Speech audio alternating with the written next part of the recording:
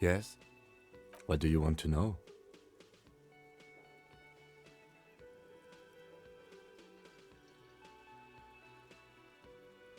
Good.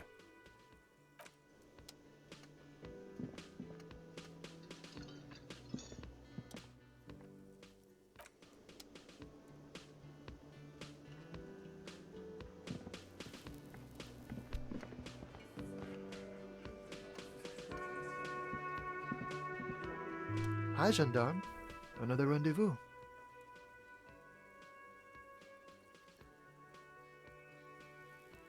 I am. So are you. What brings you here? Admiring the atmosphere. What about you, officer?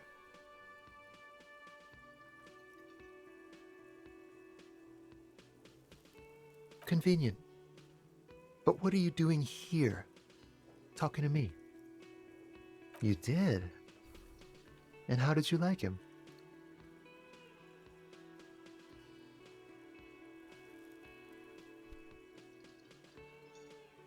Ah, shoot. Why not? A visitor from the first world.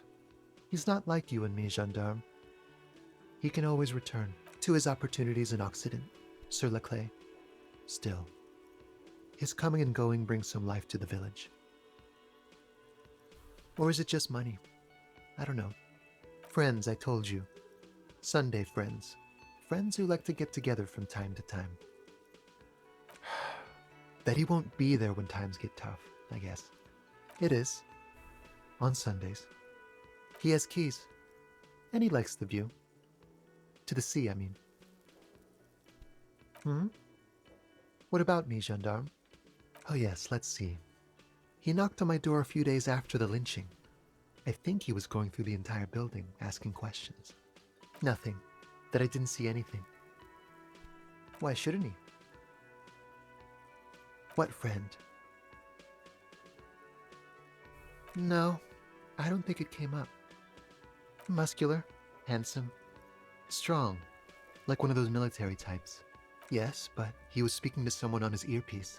Yes, you know those tiny speaker microphones that fancy security guards sometimes wear.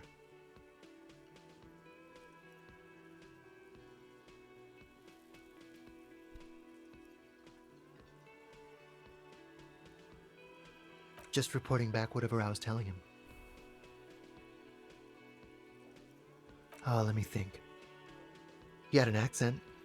He sounded like one of those mercenaries. He sounded vaguely Oranese. No, not vaguely, scratch that. He sounded definitely Oranese. Sure. Anything else on your mind? Bye-bye, gendarme.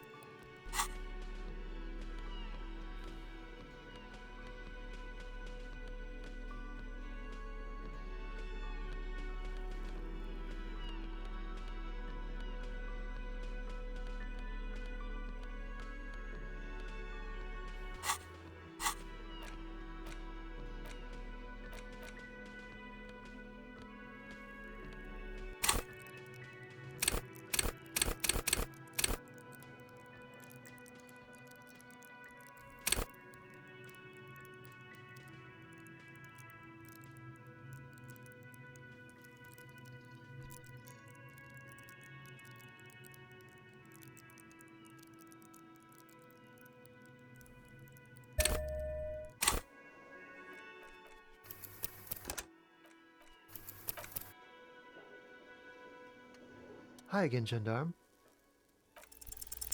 Could he be a member of the homosexual underground? Just pointing it out.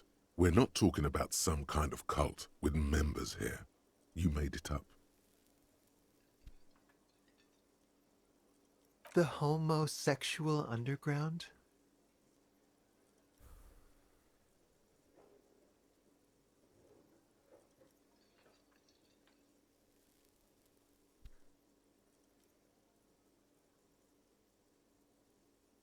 Why, yes, I am, officer. Why? Do you want to investigate?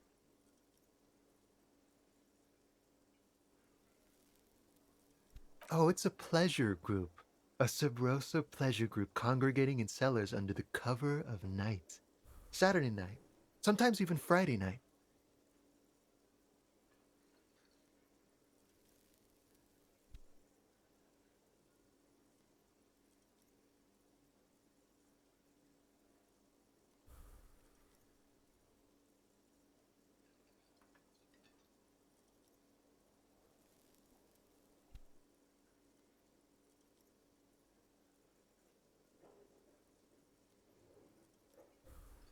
Or Thursday night.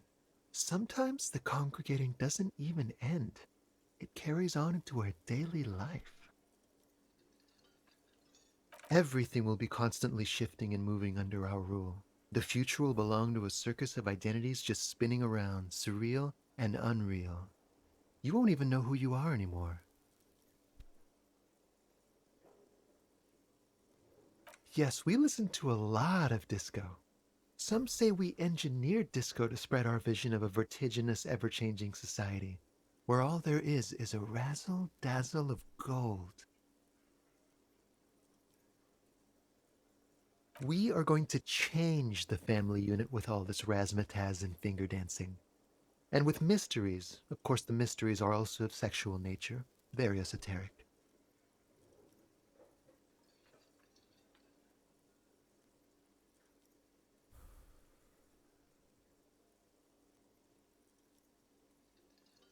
You can't just get into it. You have to be born into it. One is either already in the homosexual movement or forever excluded from it.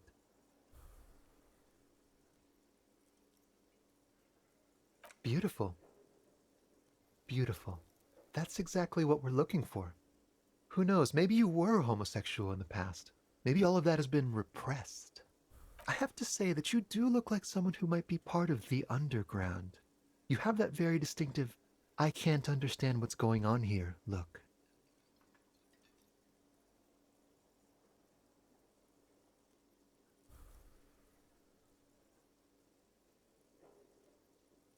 Absolutely wonderful.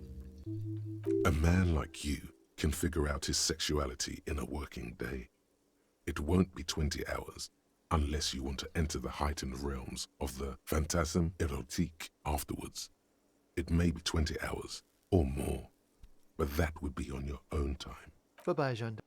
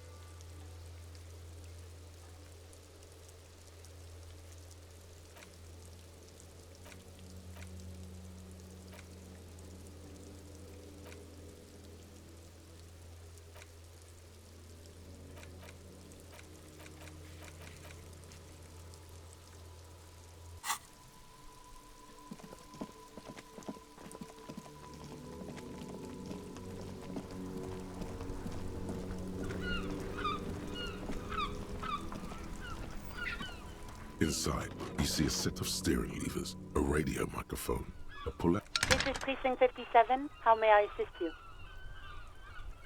Sure, officer. What's the number? And the make of the armor, if you know it. Got it. I'll contact the ICP database immediately. Call back tomorrow.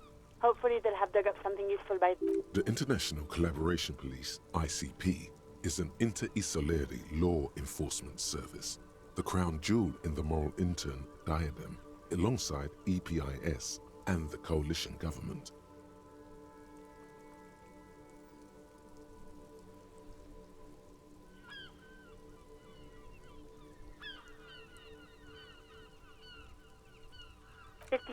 Over and out. In the cabin, you see a set. As you tap on the gauge, the indicator pin jerks as if startled.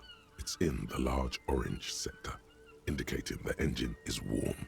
Next to the gauge is a red switch labeled heat.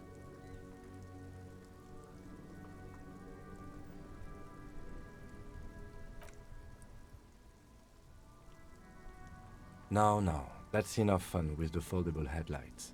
I know they are mesmerizing. They are also fragile. I'm not going to turn it on for you again.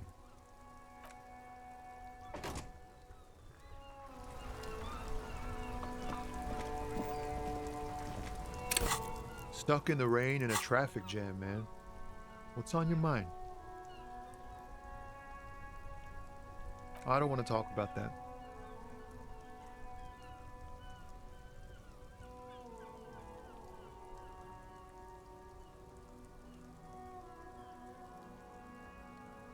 I was hoping it isn't going to be her. All I can say is, she isn't around here anymore. She isn't some evil drug trafficker. And I don't know where she is.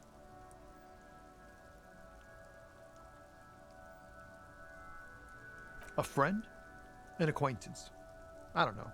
She was the only person in this damn jam I could talk to. She's someone I don't want to rat out to the law, okay? Thank God I don't know. People here call her the Lady Driver. She kept her name a secret. From me, too. Now I see why. A youngish woman. Gruff, but in a cool way.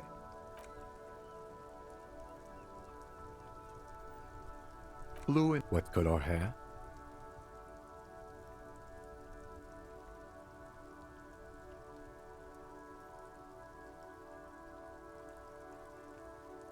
Then she may have dyed it again.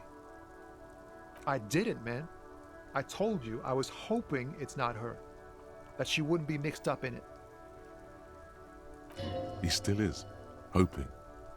It's just wishful thinking on his part, not trickery. It's true, we would have caught a lie, but a kind heart is tricky. Bah, emotional rhetoric. He knew something and he didn't share it with you. That's a fact. Damn, I don't want to... Please just let it go. Whatever she did, it can't be that bad. She's not a bad person, I know that much. We can't just let it go. It's part of a police investigation. That's how it always is with you, isn't it? All part of the investigation. The girl's troubled. If you hunt her down, she may not survive it. I can't have that on my conscience. It won't come to that. We won't pursue her on this. This is information only. I don't believe you. She's got the darkness in her. That young person's darkness when you think it's all over. And you're looking for a way out. She shared this with you? Yes. Which is why I don't want to snitch on her. It's snitching, man. I know what it is. I heard the rumors. I saw the other drivers looking at me strange when we talked. And she told me, too, that she's had a violent life. But I wasn't afraid of her. More like for her. Did this violent life include drug trafficking? Well, it looks like it did now. But we didn't talk about that. We talked about life, you know? She talked about her mind.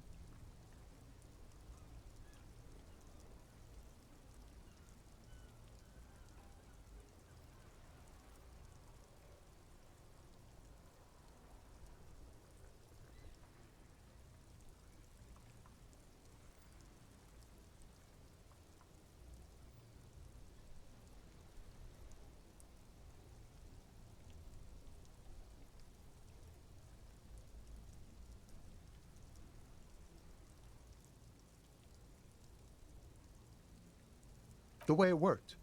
The trouble it was giving her. Fuck, man. Go grill someone else with these questions, okay? There are plenty of drivers here who couldn't stand her, or were afraid of her. They'd be more than happy to rat her out. He's right. There are other options. The raceman, for one. Wait, this guy says they're friends, then acquaintances, and he's okay with others ratting her out. Push Tommy and it will break his heart and his spirit. Don't expect you to be pals.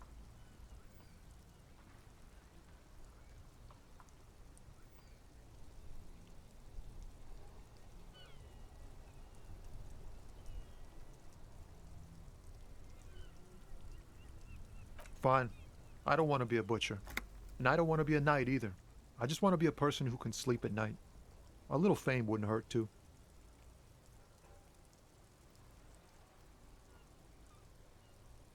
You're not going to put a bullet in your head if you blow it, are you? Because she's on the edge, man. Imagine it, an explosion of stars. Goodbye world of men, money, and machines. Thank you, friend.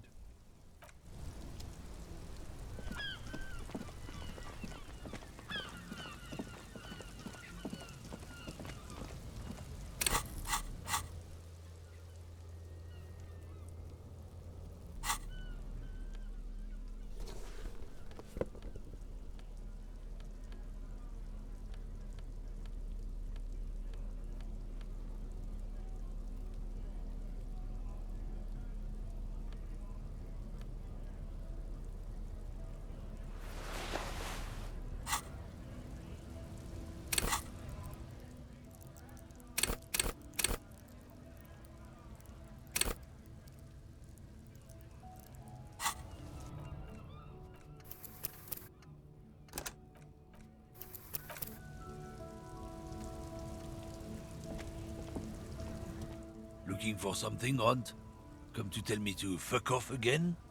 I don't know what you're talking about. He did something. He stole his employer's goods and another lorryman's job. You should be thankful for the tip. Listen up, fuckwits. You don't scare me. You cops don't run Revachol West. You don't run Martinez. You don't run anything. No. A legendary, and not in a good way, crime boss from Jamrock controls what is probably the most powerful organized crime outfit in Revachol West. Looks like the lieutenant has a plan.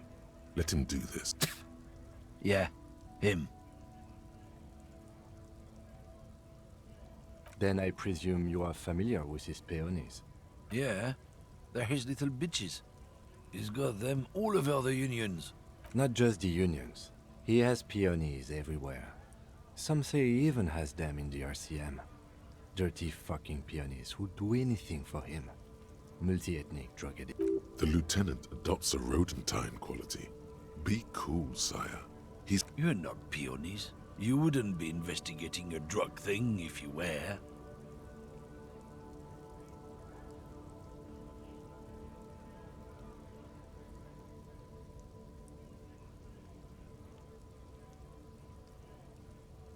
No, of course not.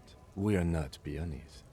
But if we were, and one of Madre's drivers were to be stealing from him, then it's a good peony's job to find out who that is. He's surprisingly good at this. Not bad at all. Look at him lurching. It's not a hard job. It won't take a long time. It won't make Padre Madre angry. But a stupid fucking racist is standing in the way, protecting this fucking thief. I'm not scared of you or the mob. I'm under the protection of the Lorrymen and Carters Guild. You've seen that corpse in the ceramic armor there. Did his shitty little guild protect him? Nah, you wouldn't just leave him out there if you... The lieutenant turned. I softened him up. Be careful. This man's still got some fight in him, by the looks of it. It won't be easy to break him. Men like this only respect two things: strength and fear. Fuck you, I told you. I'm not gonna... There. His voice grows smaller as yours.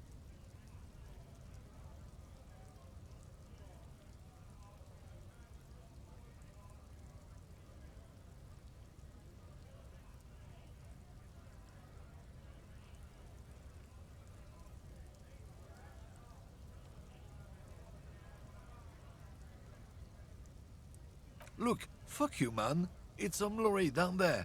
Green, banged up thing. I don't fucking know who she is. When did she go away? I don't know. I don't even know her name. She just rolls with the fleet and acts like a big shot. Some dyke, probably. I haven't even seen her for days.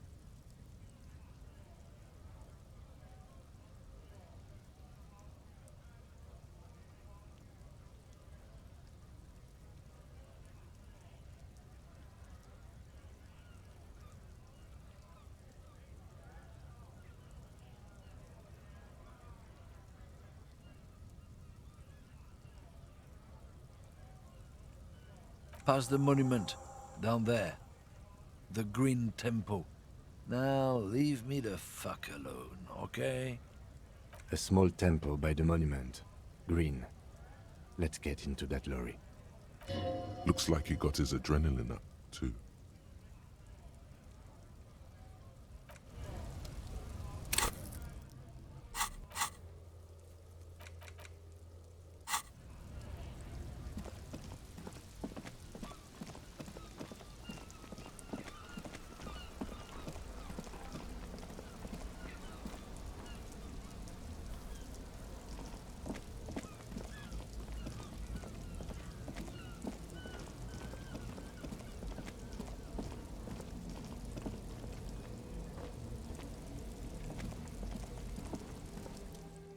This green found, A to Z, contemporaire, is parked in the shadow of the ruins looming overhead. It's seen better days.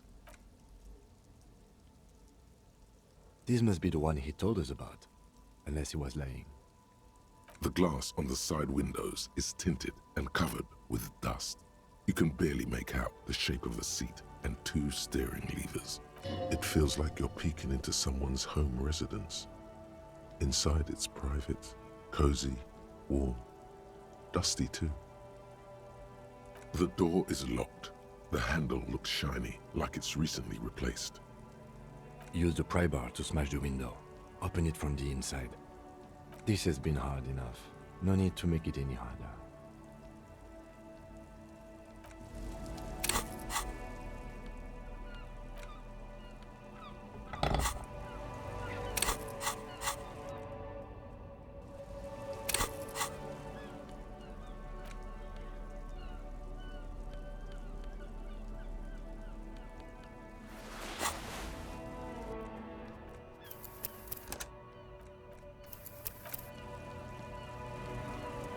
This green found, A to Z, contemporaire.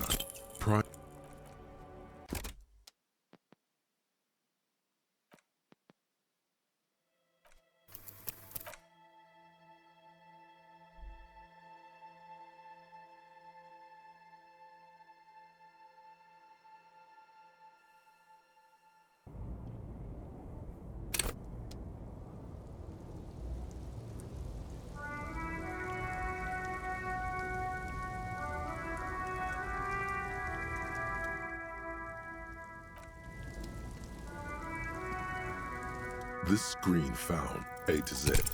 Pry bar.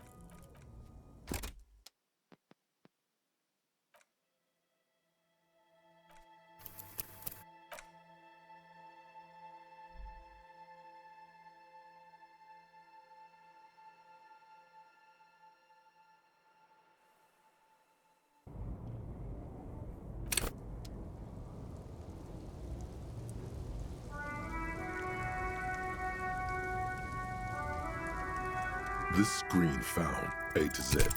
Pry.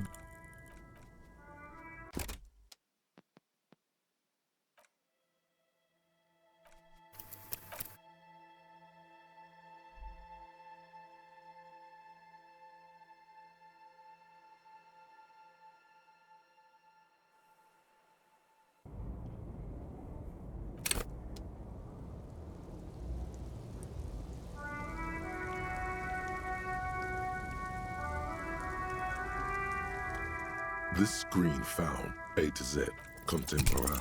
Pry bar in hand, you take a hard swing at the window. A loud thunk rings out and the pry...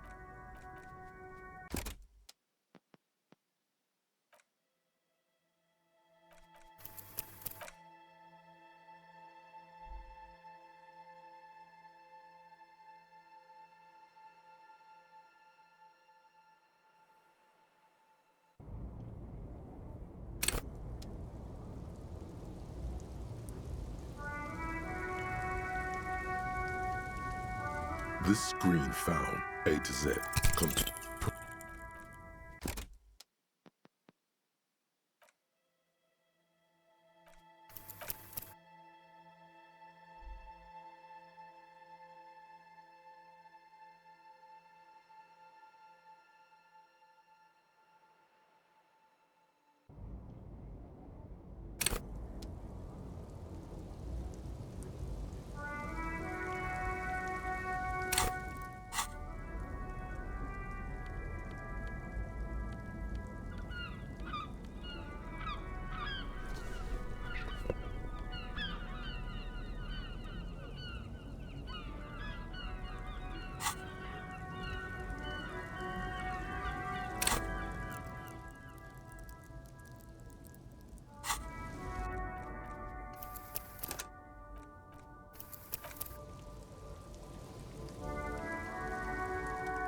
This screen found.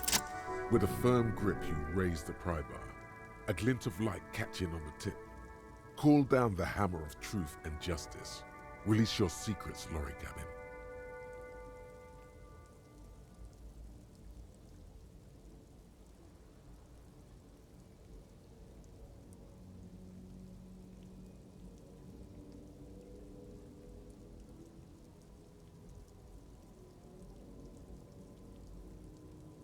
The window shatters, and droplets of glass fly everywhere, shattering over the lorry floor and pavement. Subtle.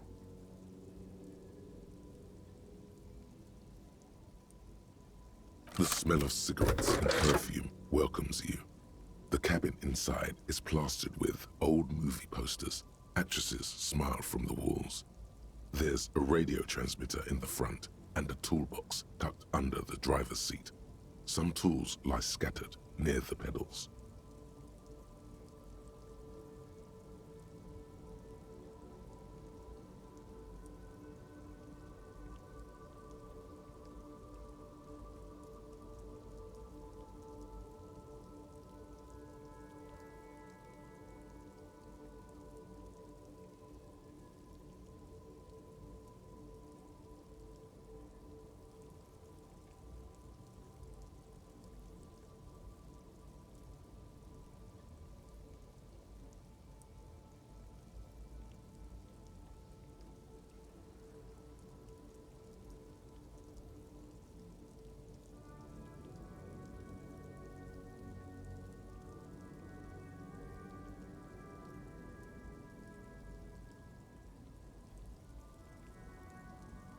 These are movie posters featuring starlets from long-forgotten films from the 20s, the teens, even the 90s of the last century.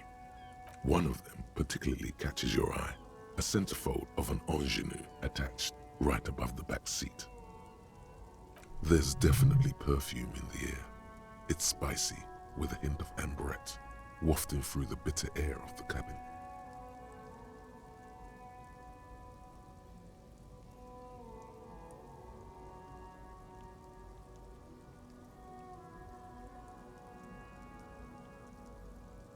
The remnants of a sweet juniper-scented perfume, probably Grenade No. 5.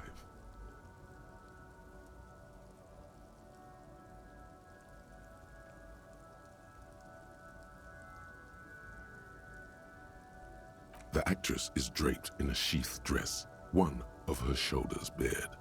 The faded remains of an autograph run across the poster. She's looking past the camera.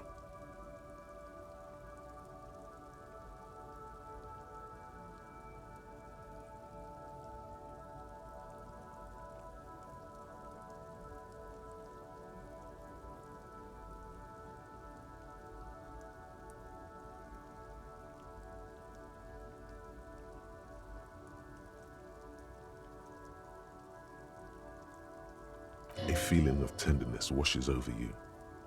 A longing even, perhaps. And gentle tragedy.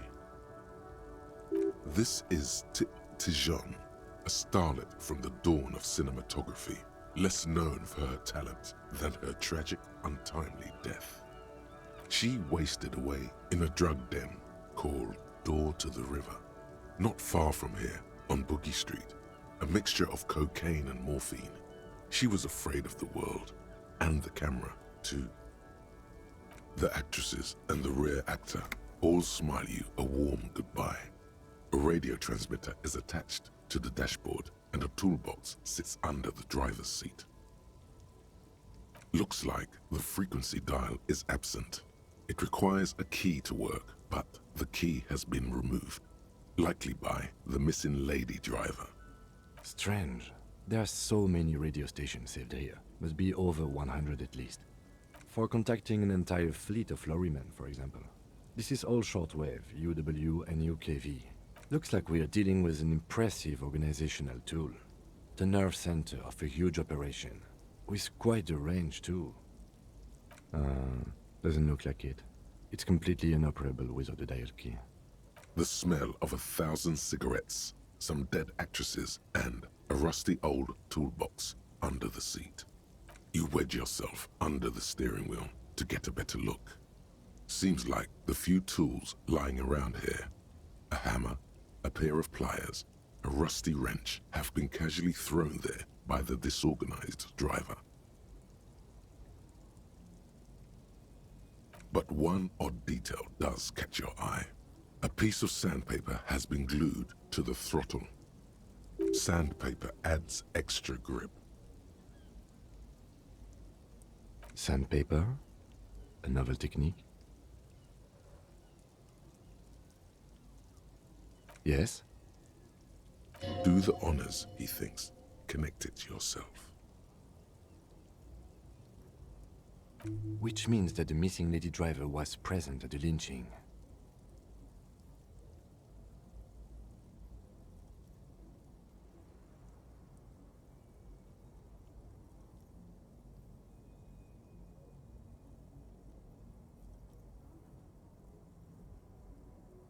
We've identified one of the footprints, but there are still 7 to go. The movie stars are still smiling from the walls. There's a radio transmitter in the front and a pull-out toolbox tucked under the driver's seat. Some tools lie scattered near the pedals. A metallic drawer slides out from the seat. It's empty, except for a folded newspaper. It's an issue of Périphérique from last Wednesday. A piece of paper falls out from its pages. It looks like an article ripped out from a radio enthusiast magazine. Complex mathematical equations explain the basics of something called the Ulan frequency system. The Ulan frequency system? I've never heard of that before. I know of FM, AM, UKV, but... The pull-out toolbox slides back into it. Close the rusty old... Great. I think we got everything. A word, detective? Before we return to Joyce?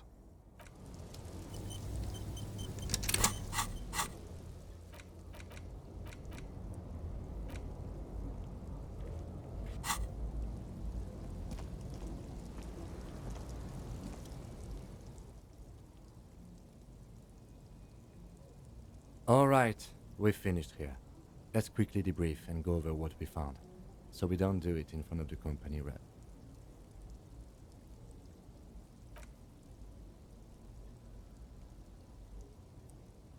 Honestly, I'm quite worried by what we've seen so far. The evidence seems to point to a rather extensive and well-organized operation. I'm especially intrigued by that radio transmitter, particularly the sheer number of stations it can connect. Looks like this alleged drug trade casts a wide net.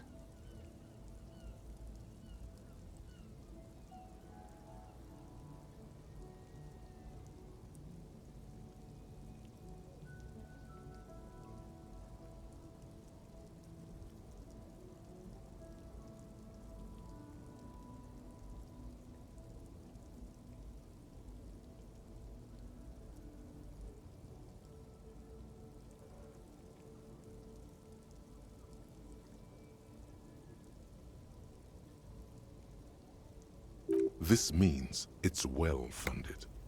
Technology like that, a major player must be financing it.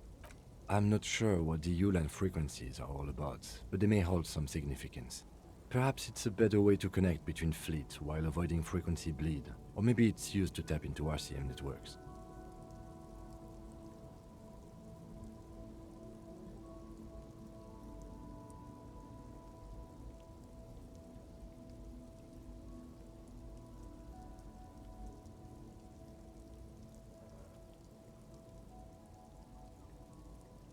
We didn't find anything conclusive linking them to the smuggling operation. But somehow, I doubt that Evrard Clare would be oblivious to something like this happening right under his nose. My suggestion is, we use it against the Union in any way we can, to our own ends. It's a slippery hill, but we just might be able to pin them down, indirectly, down the road. As elegant as they are, I don't think they are relevant to the drug trade.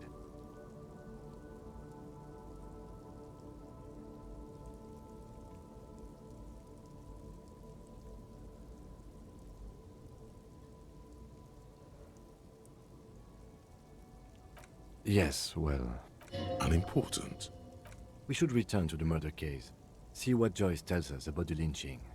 When we are done for the day, I call my station and suggest our narcotics department look into it. There are more than enough grounds to start an official investigation, sometime later when we are done here. We do not want to get caught in that. The fact that one hasn't started already gives me pause. An investigation, I mean. Especially if the Madrid grouping is involved, and I can't imagine they aren't. It's certainly worrisome. All the same, I don't like the idea of internal affairs descending on the matter. That won't help anyone either. Debrief over, after you.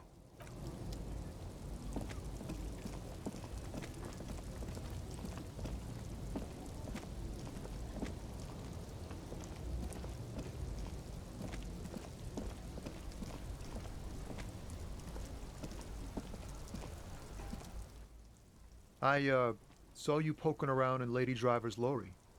She in trouble?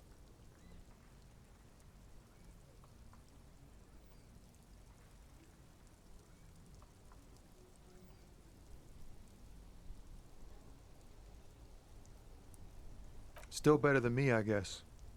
Told you there's plenty of others who'd tell on her. But, is she in trouble? It's that bad. Man, what should I do? What should I do to help her?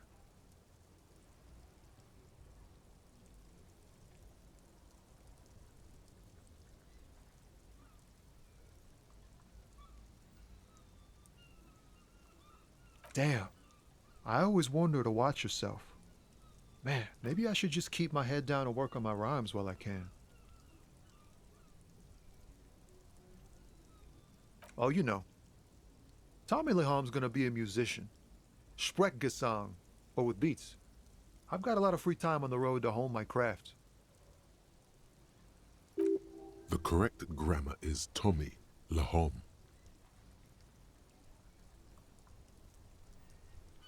Tommy Lam was taken.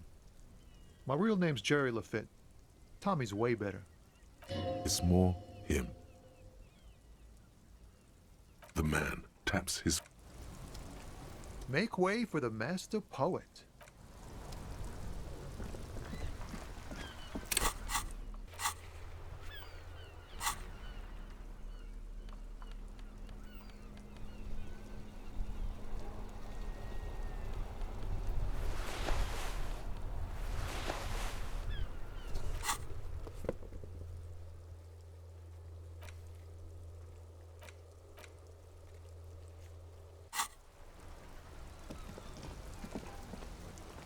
Inside, you see a set of steering levers, a radio microphone. This is Precinct 57. How may I assist you?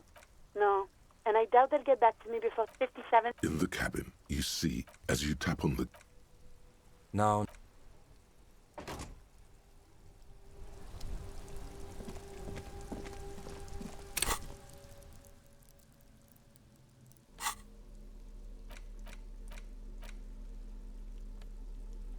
It's just a racist mud, but... An intricate web of blue lines stretches across the torso of the hanged man, from the right shoulder to the solar plexus. Each time the lines intersect, a small white star is formed in their crossing. Hundreds of fading asterisks riddle his skin. Their concentration is highest around his heart.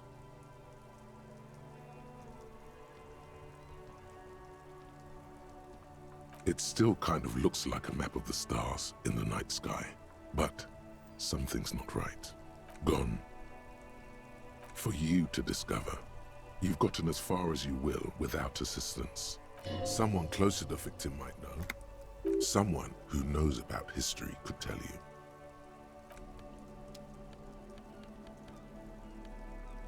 The bullet is safely sealed away in a plastic bag bearing the RCM stamp. Kim has filled out the label on the bag with the item number, case number, and date and location the bullet was found.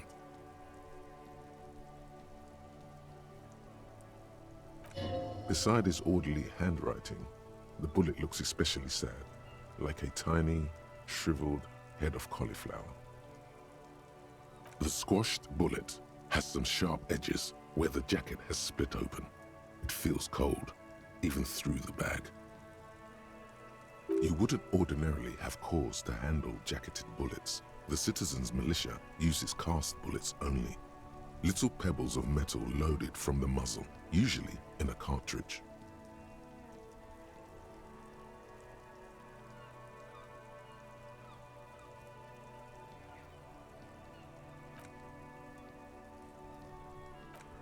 Well, if I was the bullet, which I'm not, I would say, find the weapon that shot me. If we find who owns it, we will have likely found who used it, possibly to kill our victim. In conclusion, the more we know about this bullet of yours, the better. The jacket of the bullet is made of a yellowish metal. It has blossomed out to reveal a dark grey core. The base of the bullet is close to 5 millimeters in diameter.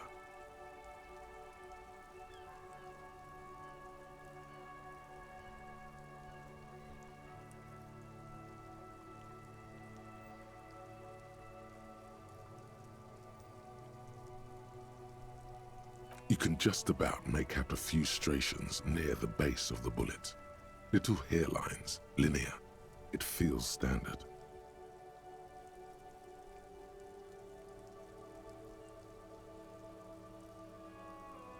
It's quite destroyed.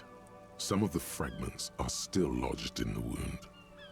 What can you say about the bullet so far? A jacketed bullet. Okay. It would have been shot from a military-grade breech-loading rifle, not from a muzzleloader like those typically found on the streets of Martinez.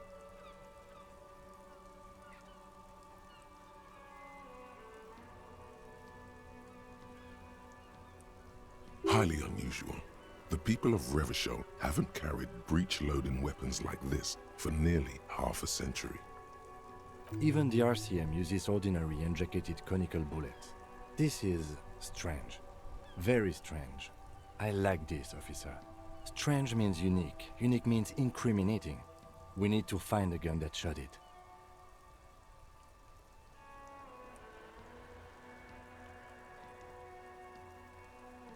Something tells you that won't be anytime soon.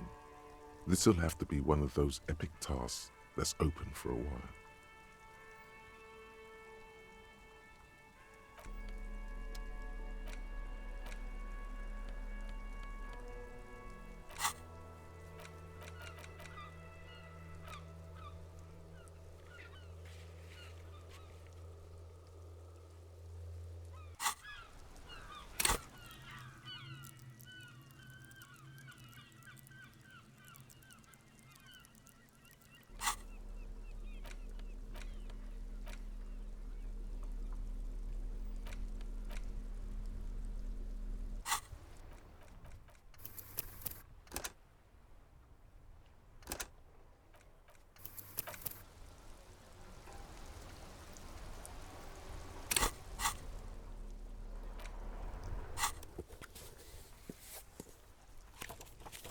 It's the ledger you found in the trash, a cabbage of papers hanging from the board, with the permeables drawer inside. Yes, you can piece them together using the alphanumeric code on the margin. It always begins with HDB41, then date of initialization and time of arrival on the scene, followed by the title. For example, HDB 41120111700, the Next World Mural. 41 is your precinct. It's safe to say those are the initials of the officer responsible for the case. Your initials.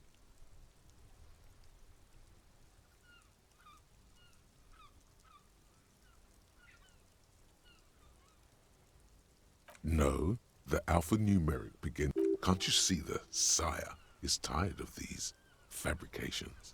RAC is clearly what it says on the case files. These are official documents. There is no arguing with official documents.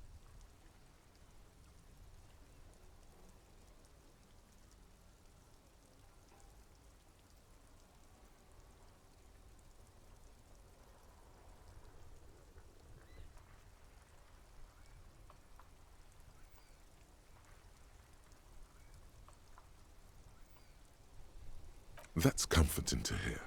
Now, detective, it takes half an hour to piece one of these together, if you still want to. Here are your options. This one is relatively easy to reconstruct.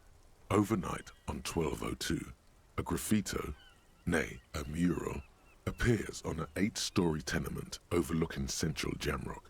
The building is a sparsely inhabited ghost tower, part of a failed real estate development called Grand Couronne.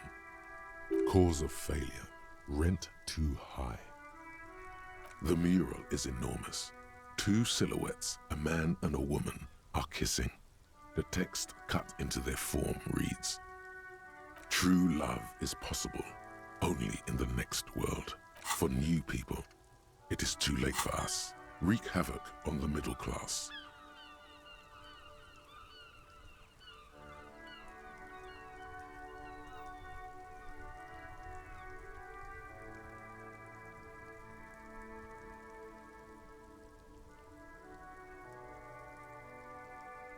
People call it that thing and that fucking thing. It's visible for miles. In 2 days, the station's complaints desk gets clogged with requests to remove the bummer. You and your partner are assigned to the case.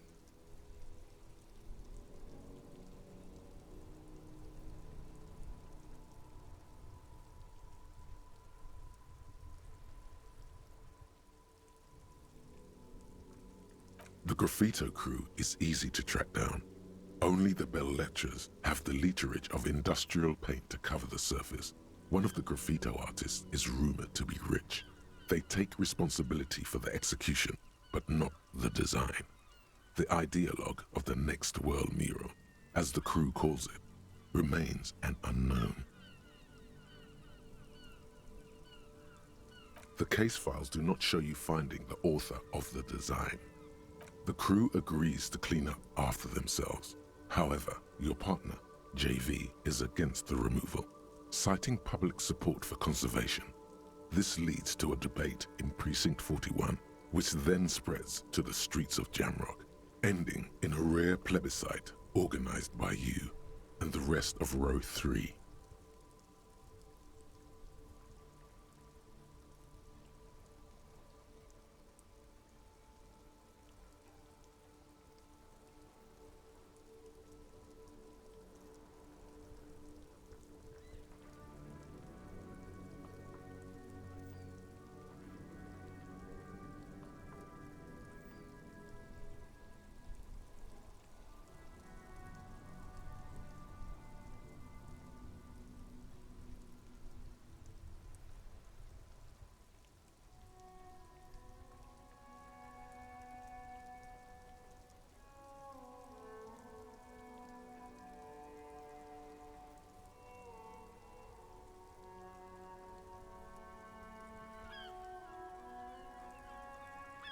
The 9,000 people subjected to the mural's message, all of Lakeside, Central Jamrock, and Villa Lobos, plus half of the eminent domain, participate in the vote.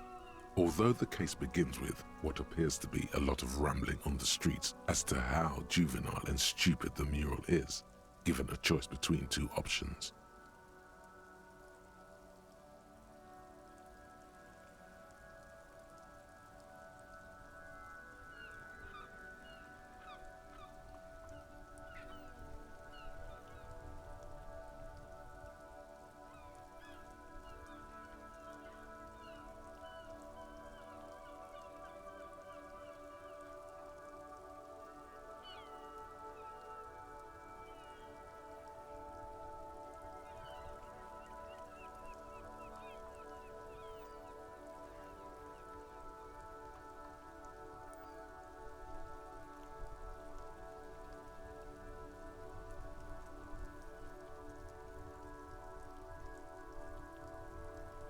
A staggering 78% of voters choose to keep it.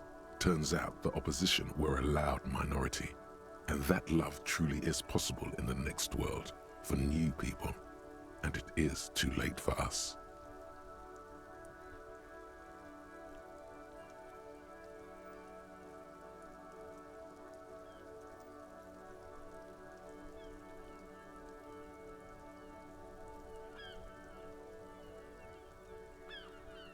Did anyone ask you what you believe in, man with the smelly toilet ledger? What do you want to tackle next? Or are we done?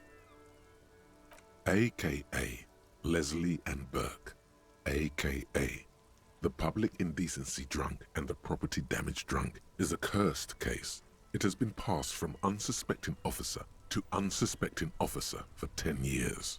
On January 29, the unsolvable case made its way to you. Why you accepted it, it is unclear. Every officer, and indeed most civilians in Jamrock, know it's unsolvable. Leslie will always take his pants off when he's drunk. Burke will always trash everything. It's just what they do. It is their nature. You cannot change the nature of a man, and you can't lock them away because public indecency and small-scale property damage are not punishable by incarceration. The only way for Leslie to stop displaying his genitals and for Burke to stop attacking things would be for them to stop drinking alcohol, which in their 40s or 50s, it's hard to tell because of their distorted features, is a medical improbability. You would think that, but you're wrong. Where's the fun in exposing your genitals or breaking stuff in your own home? No, Leslie and Burke are on the corner of Main Street and Perdition, because that's where the action is.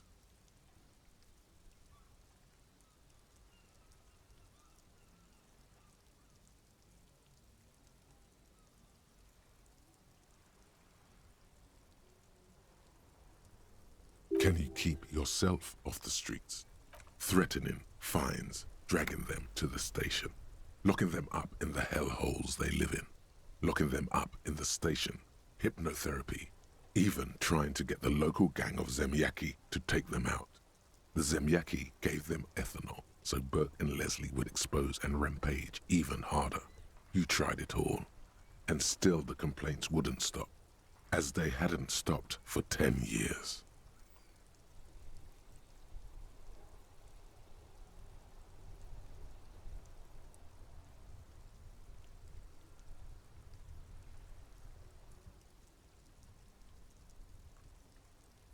It's plain to see from the files that you, Satellite Officer JV, and Special Consultant TH had more important cases to attend to. You uncover cross-reference to several ongoing investigations, each brought to a standstill every time you drive down Main Street. Because there they are, on the corner of Perdition. And what is Leslie doing?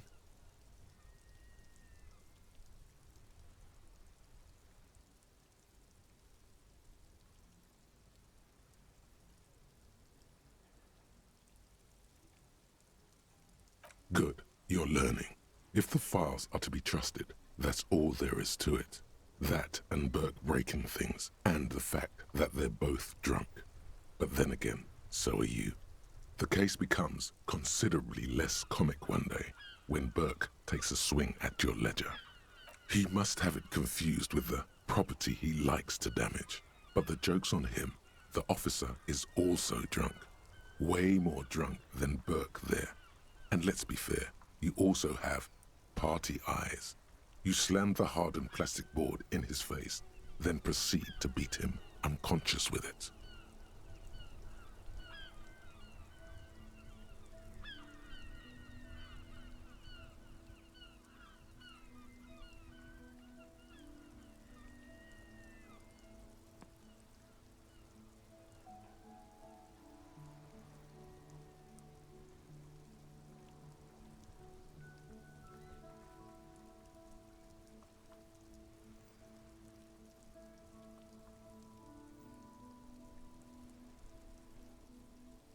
In the process, the ledger sustains damage. The compartment within, reserved for permeable documents, is jammed shut. You stop your assault on the now unconscious Burke to open it, but are unable to do so. The officer began to cry, reports Leslie, who, at this point, is tending to Burke.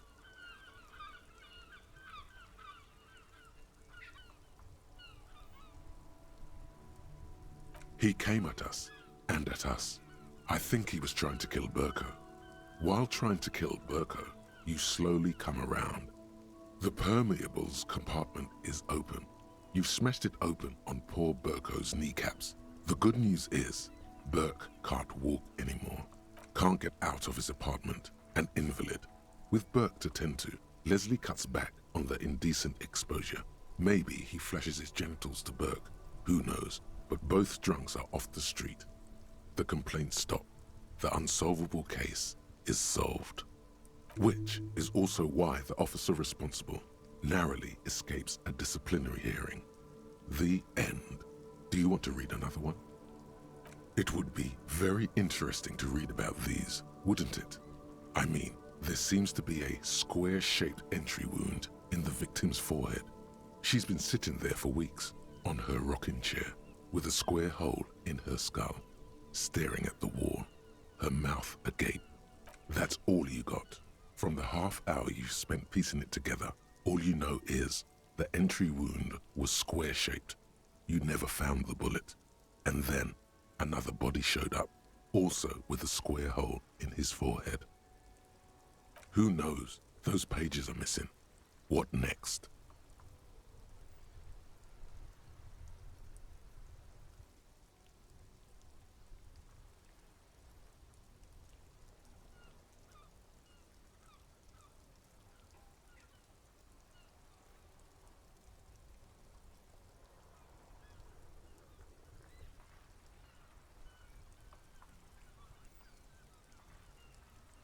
Don't worry.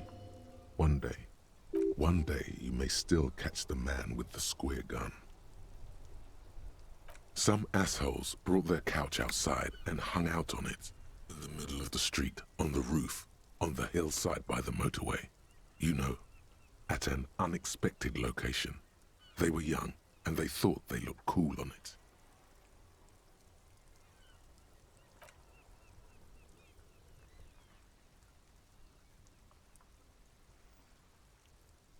They were leaving it out in all these unexpected and whimsical locations.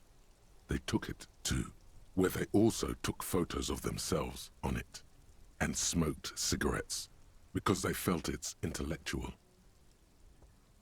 Cigarette butts, coffee cups, stupid couch.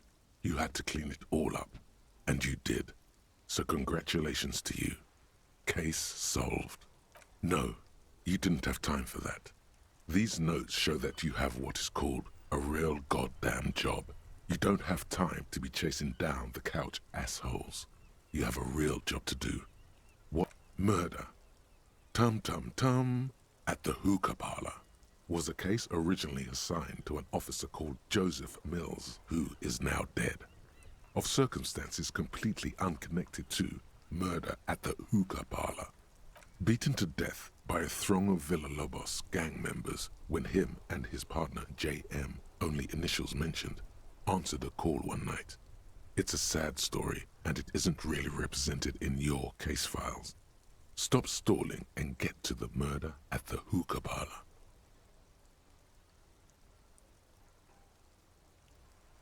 Joseph Mills was on this case that he just couldn't solve, was doing it solo, said it was a real nutcracker, a real brain twister, was on it for, like, a month. The captain got impatient. Shit or get off the pot, Mills. Mills didn't get off the pot. Not yet. He kept at it for a couple of weeks more, racking his brains, running with every theory, as outlandish as they seemed. Still couldn't solve the murder at the hookah parlor. Tough case, he said. Toughest he's ever had. No, he was awful. Awful sense of humor, too. The worst jokes you've ever heard. Really rapey. Still, he'd been on it for months now. Said it was the final case. Said it was uncrackable. That murderer vanished into thin air. That goddamn hookah parlor was all he talked about.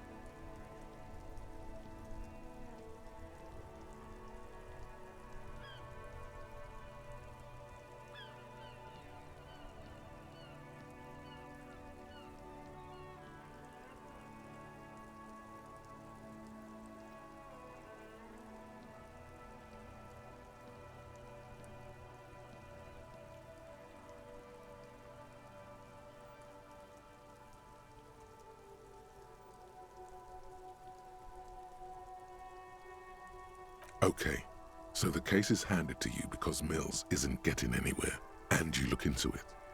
Here's the setup. A young man is found dead in a hookah parlor. You know, those places where you go and smoke bubblegum-flavored vapor all day. No, it's soot and water vapor. It doesn't do anything. Yeah, really lame. So anyway, young man in his 20s found with his skull busted open, right on the floor of the hookah parlor, in the middle of the day. No one else is in there, only client that day. In perfect health too. Some kind of movie producer. No one enters, no one exits. He's just sucking on his watermelon hookah all morning, all noon, like he usually does. He's a regular. No calls, nothing. Just sucking on the hookah until 15:45. Then bam, he's dead on the floor with his skull busted open, blood everywhere. What happened? How can it be? Mills has no idea. Invisible assassin, movie deal gone sour. Girl at the counter did it. Nothing fits. Eerie. Man just dropped dead. So you go to the parlor. You see cushions around the table. Tables low, heavy, really sharp edge. See? You can't even read the thing without solving it. Yeah, it was that. Turns out hookah does do something. It turns off your brain's oxygen supply, and you don't notice it until you get up to go to the bathroom. Smoking hookah. Didn't you hear? I don't know. Trying to come up with a movie script, maybe. Anyway, that was Murder at the Hookah Parlor. Joseph Mills wasn't a good detective, and about 30 minutes has passed piecing it together. Next. Not much has changed in the meanwhile. A bunch of sodden papers still sags from the clipboard.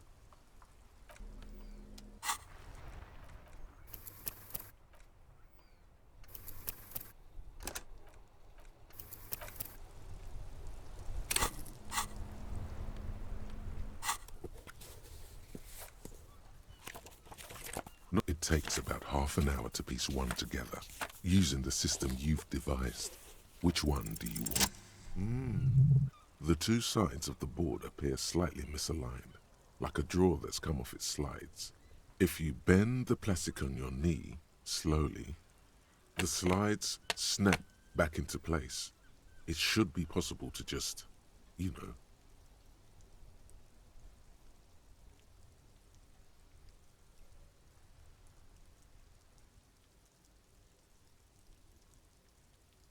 What are you waiting for? Just. That's because you know where this leads to. That doesn't sound like it's gonna be fun! Without resistance or sound, the two panels move against each other. The compartment is now open. 2 ticket stubs and a handmade postcard.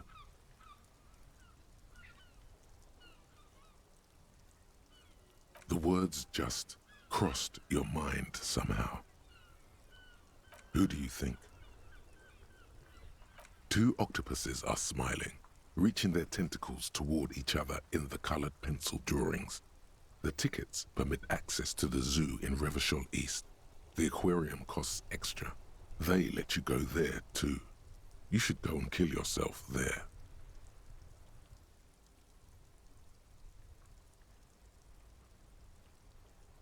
Thin wax paper has been glued to a piece of cardboard.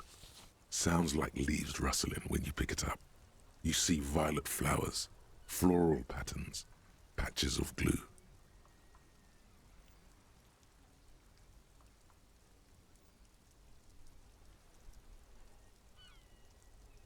It smells of chewing gum, apricot flavored.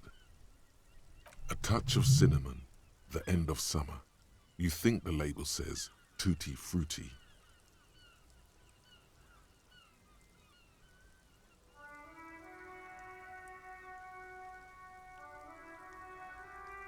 Familiar handwriting lines the inside of the card. Looped, round letters in a woman's hand. A young woman in her 20s. There is care, effort, and a smile, you think. Although that is not something you can read from someone's handwriting. Harry, it begins. You're already reading. I wanted to write you a letter so you can read it when you wake up. Maybe it will make you happy. Throw it away, please. A merciful wind blows in from the bay of Revachol, dusting the ground at your feet and raising newspapers far away. You feel the card slipping into it.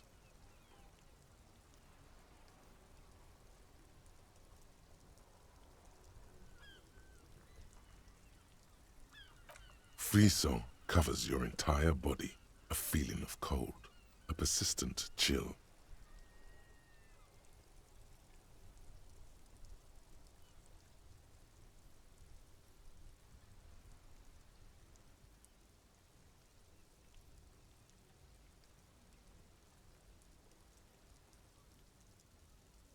Your hands shake, holding onto it.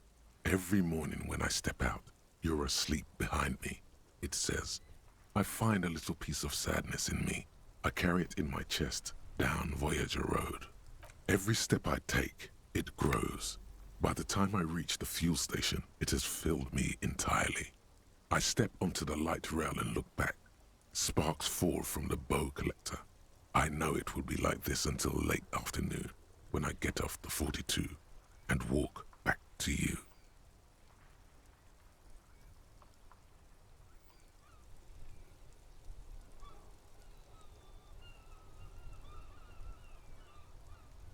You.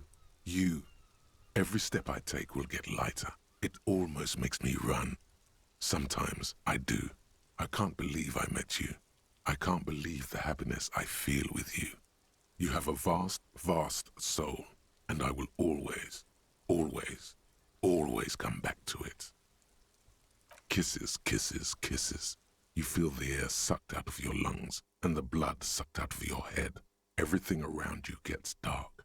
Small white dots appear.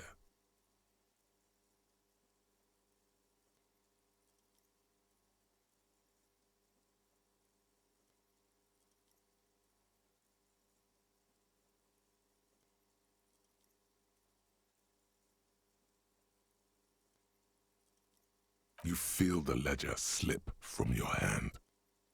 No, no, hold on. To what? There's nothing. Detective, is everything all right?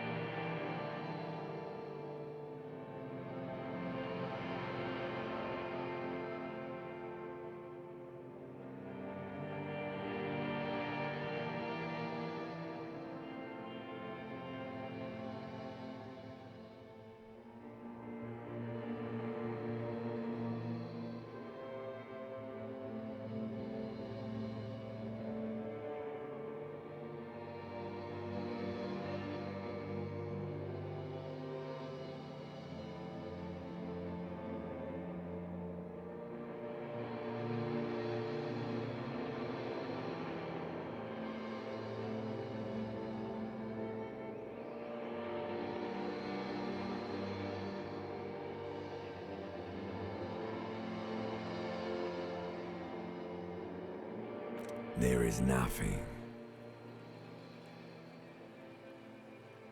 Again. Nothing sad, brother. No treachery, just blackout. Well, almost nothing. There is the ground below you, that's still there. And the small light that's on, fluttering, somewhere in the basal ganglia. That's me. Blue eyes, that's me. Is it? The world is gone. You are no longer reacting to outward stimuli, yet still. A bitter caustic sense of loss remains. Even in the darkness, great sorrows slip in the water. Slimy. The cool when you're dead, brother. Here in the paleo-mammalian cortex, we call it the shadow. Because it's always there. Tell him. Tell him. Ah, yes. In the olfactory system, they call it the apricot chewing gum scented one. It's unhealthy of them to linger on it so.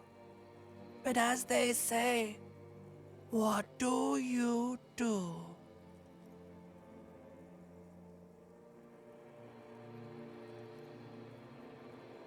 It didn't smell nice. It smelled like betrayal. There is no Voyager Road. There are no roads, no houses, no lights in the windows. It's all on pause. Bloated corpse of the past resurfacing. Don't prod at it. It will start moving again.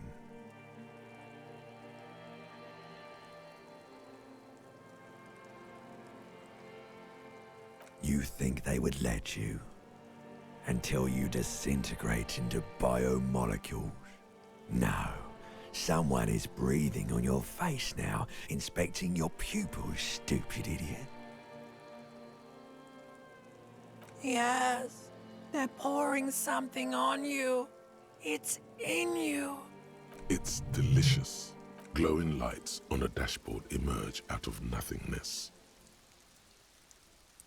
In the upholstered cabin of Lieutenant Kitsuragi's motor carriage, seated in the driver's basket, the air is thick with leatherworks and heavy fuel oil. Cold water runs down your chin. Drink. Water. The water is cold, silvery, the stuff of life itself as it pours down your parched throat. The pounding in your head recedes. The darkness parts. Drink. You haven't drunk water in 2 days. Did you know the human body is not made to survive on alcohol alone? You need a secondary form of hydration. With greedy gulps, you down half a liter of cold water. Some of it spills on the driver's seat. The lieutenant pays no heed to it. What happened? You were reading your paperwork. Then you passed out. I carried you to my kinema to take you to a hospital. Then you came to. 10 minutes, maybe.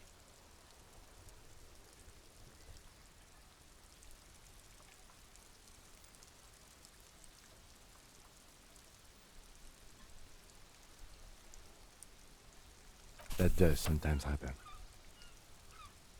He replies with such understanding, it's as if the burnt-out ruins of the past were an occupational hazard.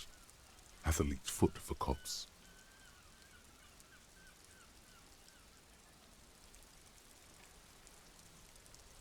You dropped these. Are you okay to proceed? Good.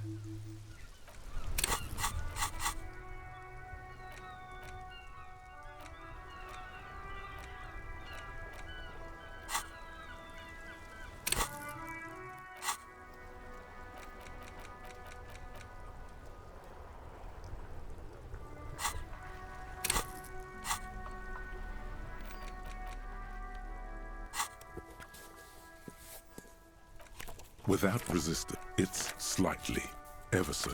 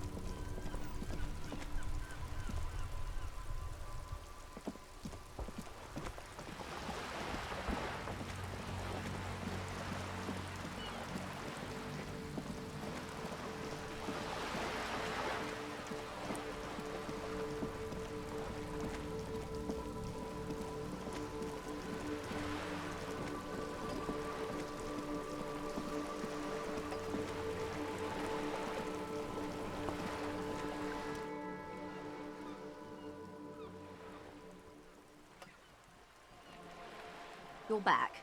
Good. What can I help you with? Not an umbrella, I hope. I don't need one myself, you see.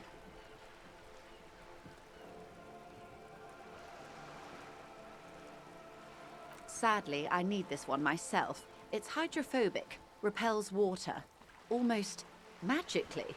The company makes them for offshore platform personnel. Very sturdy.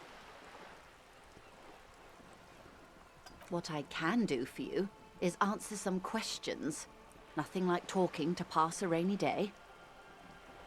Yes, my eyes on the harbour have sent word to that effect. What have you discovered?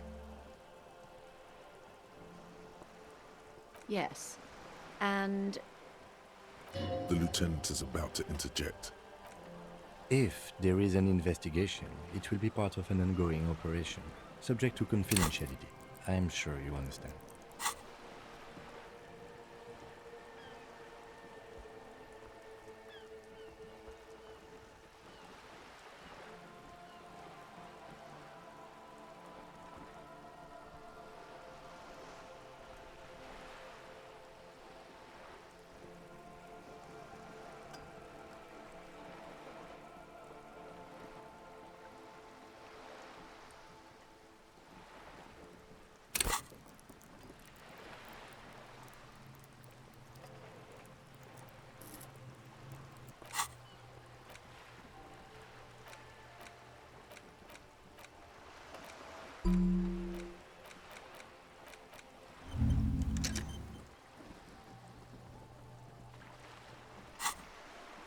Of course, detectives.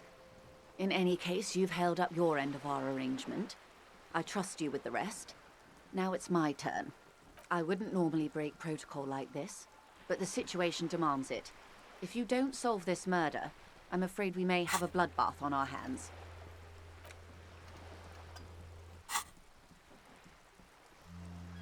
Yes.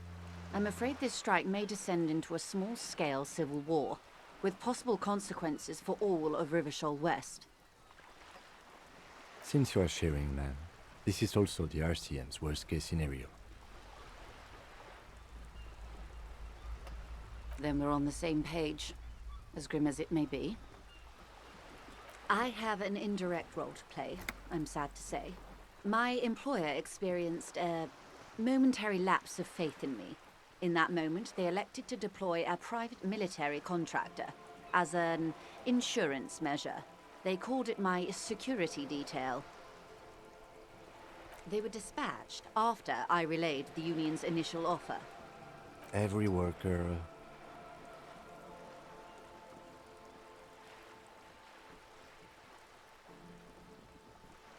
A member of the board. I tried to convince my employer it was simply a piece of rhetoric, or a joke. They did not appreciate the humor. Absolutely not. These mercenaries are muscle, pure and simple. They are meant to intimidate the Union into surrendering. Who are they, exactly? Crenell, an Oranese military company. As far as I know, 3 arrived in Martinez. They report to me sporadically, but they do not answer to me. To be frank, our relationship is deteriorating.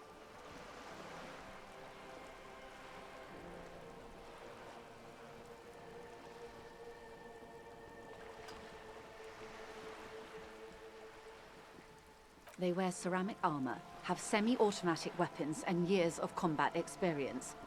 They also have trauma and stressor disorder, and no idea how to conduct themselves in an urban civilian environment. So, what happened? The story is, one of them, the Colonel, I don't know his real name, sexually assaulted a local woman while he was drunk and separated from his unit. This allowed some of the more militant Union members to subdue him. He was taken out behind the whirling in rags and lynched last Sunday night.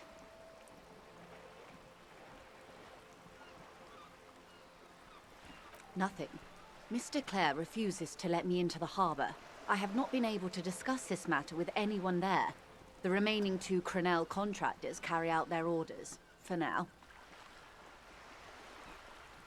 It's a smokescreen. In secret, they are conducting an independent military tribunal into the lynching. Once this investigation is concluded, executions will follow.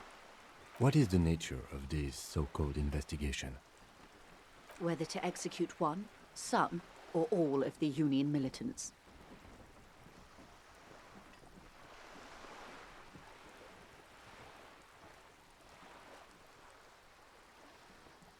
It's not good, no. My only hope is that you provide a single concrete suspect before the mercenaries indiscriminately pick theirs. Simply put, if you don't pin this on someone good, and do it fast, they will identify and execute everyone present at the lynching. This in turn will force the Union to respond. The Debardeurs have over 2,000 men. It will be 1,000 to 1. Have you ever seen a hornet invade a beehive, Lieutenant? The Serai's giant hornet, the world's second largest insect, can kill 40 honeybees a minute, while a group of 30 can decimate an entire hive of 20,000 bees in less than 4 hours. These men work in tandem using semi and fully automatic firearms. Their armor is virtually impenetrable to muzzle-loaded weapons, even yours. Most Union workers don't have guns at all.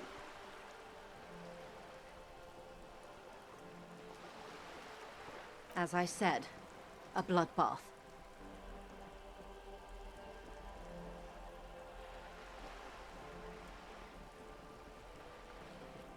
Too many things have already gone wrong.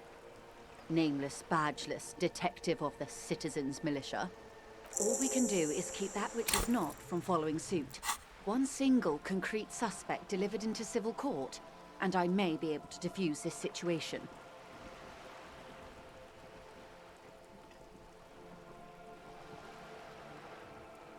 Not much. Their public resume is relatively good, as far as private military contractors go. I believe they were once called Downwell. Down a deep, black well. They boast a long list of clients. Saint-Baptiste, Welchman-Lorenz, Eintracht. A warning sign, however. The operations concerned all take place in third or fourth world countries. Guarding facilities, escort missions and such.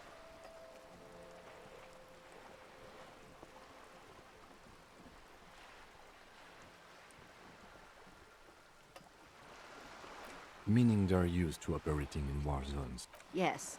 All the good conflict corridors, Supramundi, Yesut, the Seminese Islands, countries that don't have a good record reporting atrocious military conduct on their soil.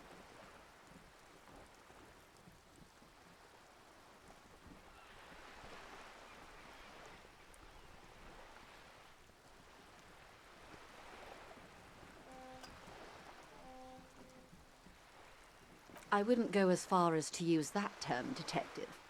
It's the expression she objects to. Sadly, no. Before this happened, I had little interest in them. Now that I do, I don't have the resources.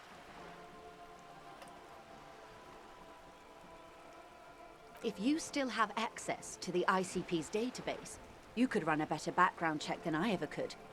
It may take some time, though. Do you know a lot about the inner workings of the RCM and the ICP, ma'am?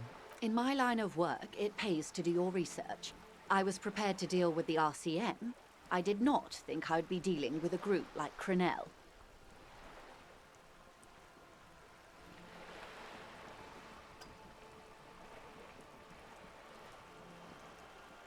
I have, and they will. However, these orders take time to reach what is basically a rogue unit out in the field here. Until they do, it's all on us. She's being truthful. She is pressing them as hard as she can. Or he didn't. This is information passed on to me from some teenagers loitering around the canal. I cannot testify by it. The remaining contractors, their tribunal, it's what they believe. That the man was killed because he assaulted a local woman. I've asked around a bit. This seems to be the accepted story around Martinez.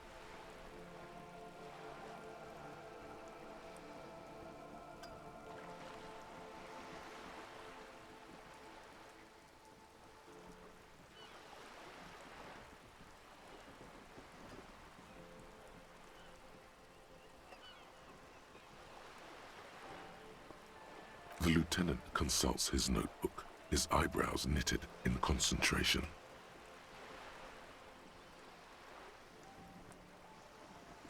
Odd. We haven't heard any reports about an assault in connection with the lynching. Where did it take place? And when? Last Sunday night, at the Whirling in Rags, the hostel by the gates. Supposedly, the colonel was drunk, maybe on narcotics too. Either way, he's alleged to have sexually assaulted a woman. Sometime later, a group of dock workers got their hands on him. That's a good question, officer. I don't have the slightest idea. As I said, it's a rumor about a rumor. In any case, it's what the colonel's remaining colleagues believe. You meet her soon enough, you feel. If you mean did I see him alive, yes. But I did not know him. Lely, his service name, a nom de guerre, most likely. He wouldn't divulge his full name. Only one of them did. A bad sign if there ever was one. One is a man, Corty, they call him, a nickname as well. The other a woman, Phyllis DePaul. Corty is the gunner, I believe. DePaul is a radio operator. What would you say was his eye color, the deceased's? She closes her eyes, trying to picture the man's face, then shakes her. I can't remember. The lieutenant was testing her, asking a small detail first to see if she knew him better than she let on. She passed. That's all right, man. Anything else? Nationality? What would you say was his age? He was 40 or 50. It's hard to say which. He had a combat injury on his lower jaw. It made it difficult to estimate his age or gauge his facial expressions. Indeed. This matches the dental reconstruction we saw on the body. What else? Nationality? Accent?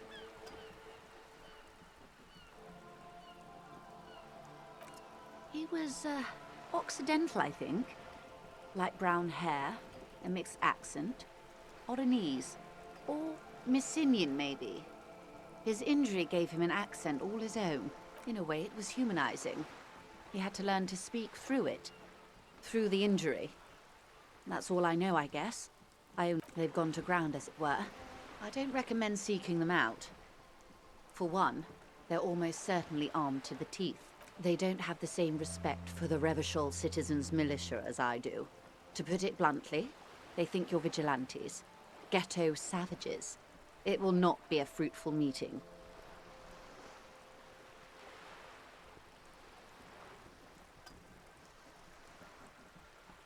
You're likely to run into them eventually.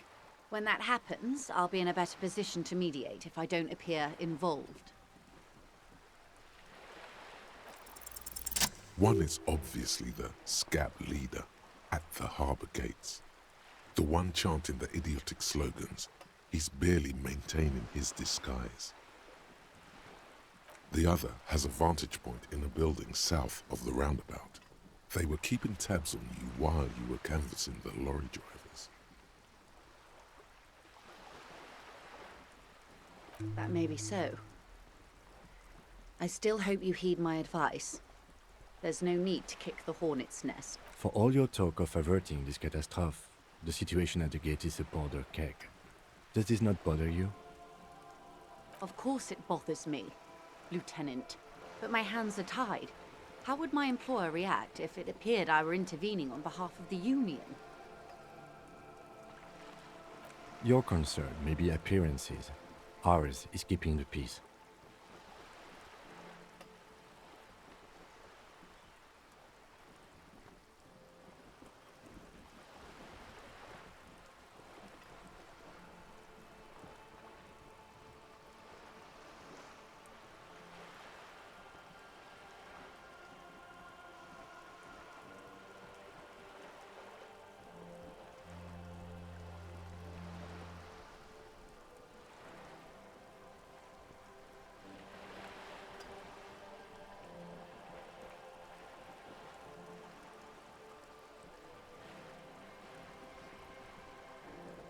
That would afford a good vantage point.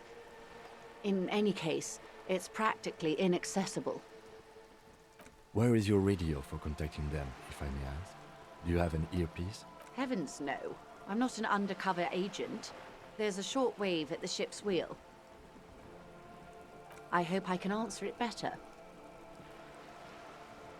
I have an absolutely... Who are... Crenell. They wear ceramic... So... The story is he was nothing. It's a... What is the name? Whether to execute one, some, or all. It's not. If you... The debate... Have you ever... The setter? These men, as I said, a bloodbath. Too many things. All we can do is keep that which is not from following suit. One single concrete suspect delivered into until the executions start? Truthfully, I don't know. It depends on their progress identifying the members of the lynch mob, and their impatience. They don't report their progress to you? Not on this matter. I'm afraid they consider this a personal initiative. 5 days, not more. Maybe sooner. It's a matter of days, not weeks. I am sorry to have been the bearer of bad news.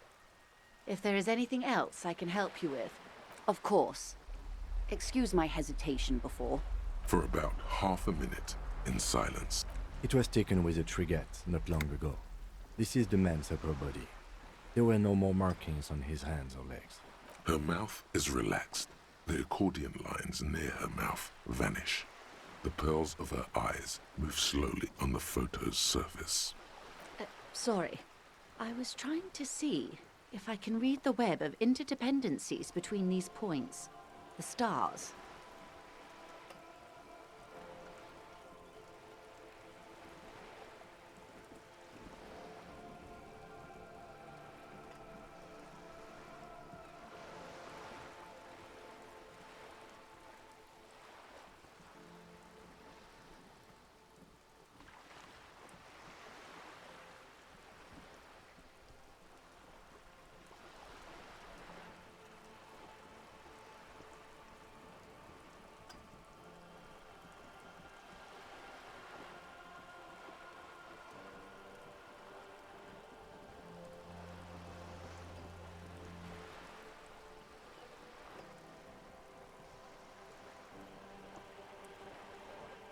I can't.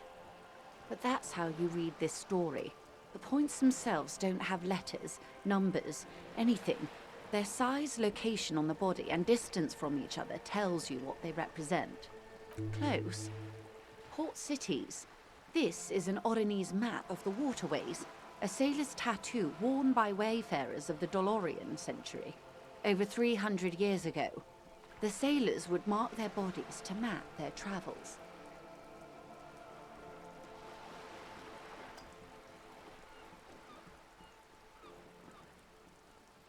The sailor's soul would use it to fly back home if they should die abroad. This is a sort of contraption to be reeled back in by. The silver cord, they would call it.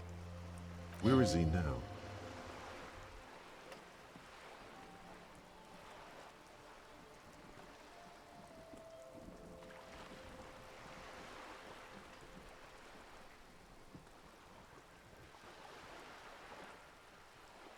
I would say he's near the Arcade Islands by now, ready to exit the Elysium and enter the Pale, if I've read his home address correctly. Quite a few. Vredefort, the Oronese capital, traditionally stands on the right shoulder. He started somewhere near here, I think. What next? Then he made his way to the Pretto Grande, through what I think must be the Stads Canal, an artificial channel through the Occident. From the Pretto, he sailed to the Insulindic Ocean, first the Semines Islands, then this.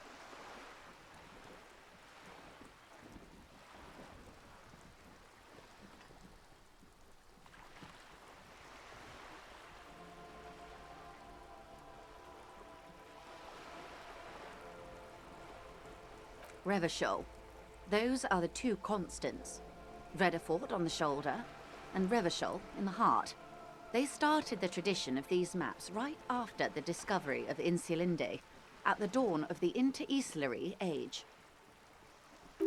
The old world passing by, and the new world already here. You said you can't read it. I can't. This man was no sailor, and these are no ports. I can understand geographic fragments, but not their meaning. Somewhere in an office lit by a single green desk lamp, Captain Ptolemaeus Price, 58, bald and bespectacled, is writing in a ledger on his desk. Rows and rows of days and weeks, laconic remarks in a single column. Patrol, case, vacation, injured.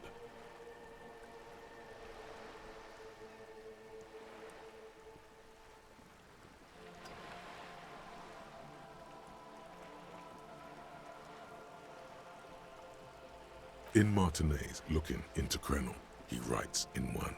Then the man puts down his pen and rubs his temples with both hands. Outside, there is a siren, Distant gunshots on the streets of the Jamrock Quarter. Vredefort? Vredefort has a military academy. The Seminese Islands saw a recent conflict. In Revachol, he was executed.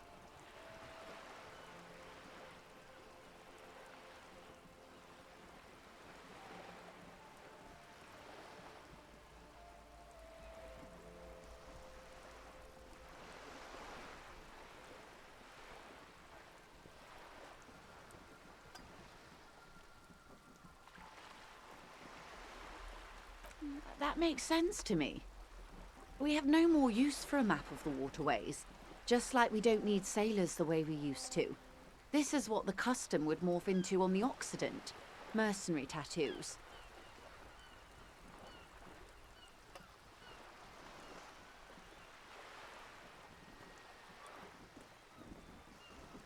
For all the boys looking for adventure, a blood spatter on the seas. His platoon members? The other contractors. Though I do not suggest you go and show them that picture. This man... Surely there are other people to ask about the tattoo. This is not necessary to complete the task, officer. It's a dangerous side task. Search elsewhere. I am relieved you think so. Is there anything else I can help you with?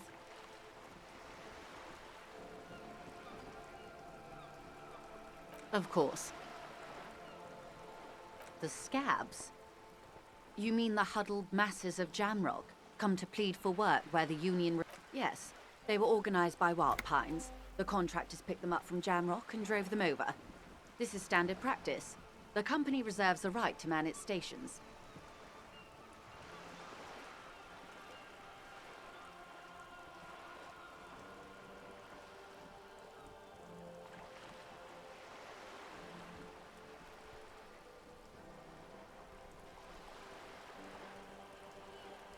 I'm glad you... Disappear. Yes. On the last day of... Does it? The point... Thank you for your concern, man. We'll be just fine. Of course. How else can I help?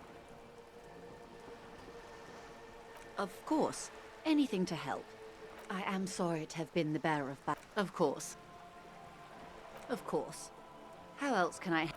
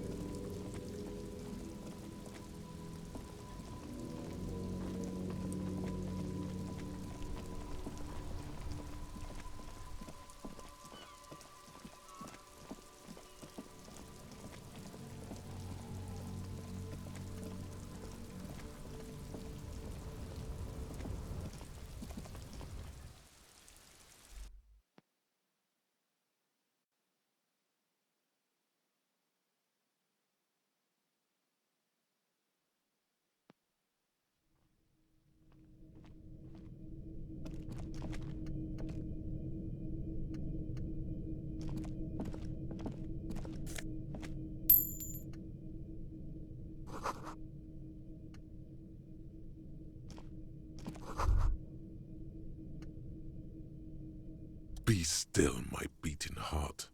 It's amphetamine, sweet amphetamine. The lieutenant isn't studying the powder in the mirror. He's studying. There's a good vague way to ask where he stands on drug use. Professionally, I mean.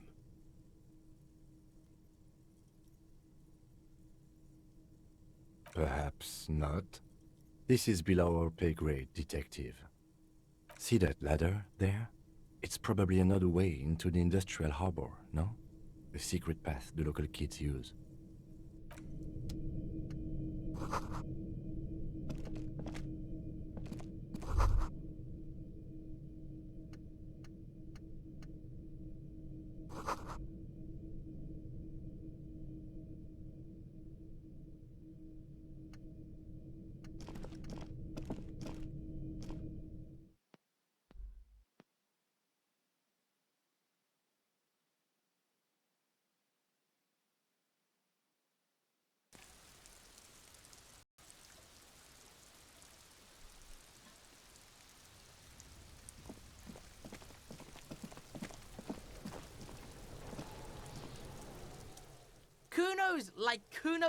Kuno doesn't.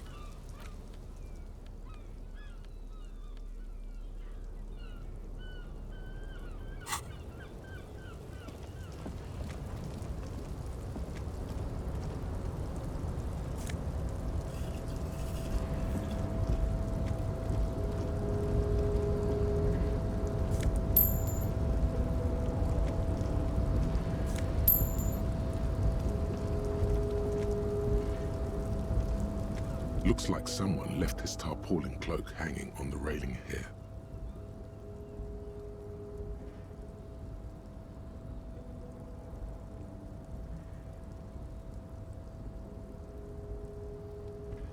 Man down. A trooper has been left behind the enemy lines.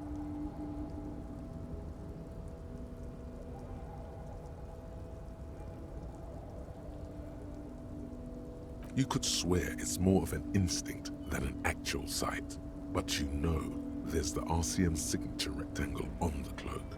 It's a cop's cloak. Yes, it's probably yours. It bears the RCM insignia, and you have a habit of being careless with your equipment. You could probably make the jump. You look like you've done some track and field in your day. The wind is aggressive up here. The lieutenant looks at the enormous crane towering in the distance over the container yard. The look in his eyes is a mix of the engineer-like interest and the wonder of a 6-year-old seeing a horse for the first time.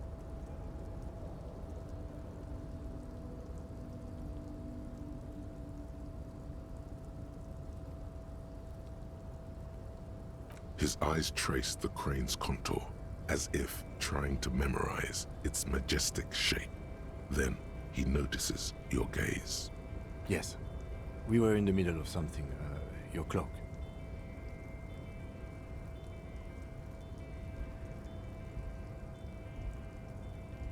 The cloak? I do think it's yours, yes. As to whether you should go for it? Well, it doesn't seem too dangerous. 2 meter stops. Whenever you're ready to do it, I'll be right behind you. The cloak looks like a bag of goodies floating in the wind. Who knows what its pockets may hide? I was under the impression we are on our way to meet the king of this castle under siege, Evrard, one of the people we are interviewing. This way, we may be able to get around his henchmen. Or it could be that we are just exploring. He's thinking you've forgotten where you are again.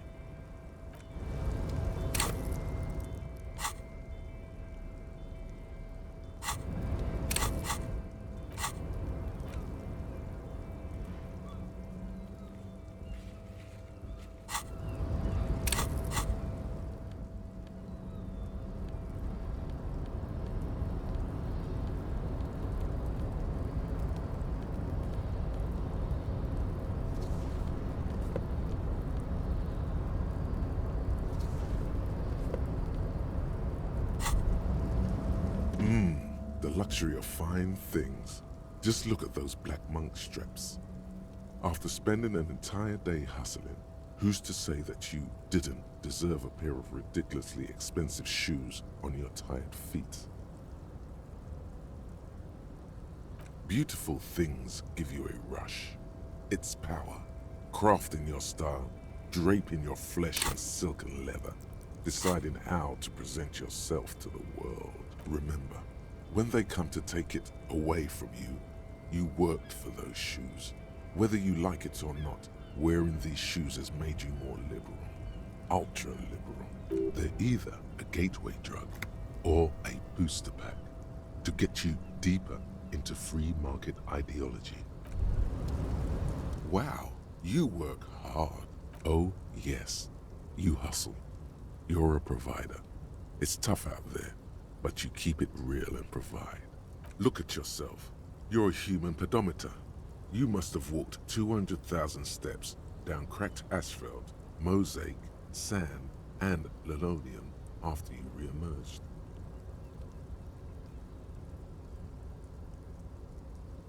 That is the sign of a hustler who never gives up. The world is harsh and people are evil. You didn't make it that way, and you won't let it break you. You ride.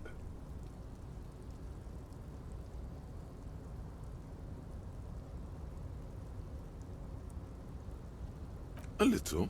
You make money. You got gills, baby. Got those black papers with the faces of the innocents on them. You bring in the Franco Negros and the Solas.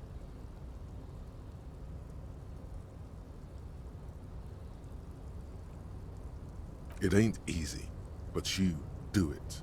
Day in and day out. You didn't make the rules, but you won't lose. You're a cop, and a sprinter, and a money printer.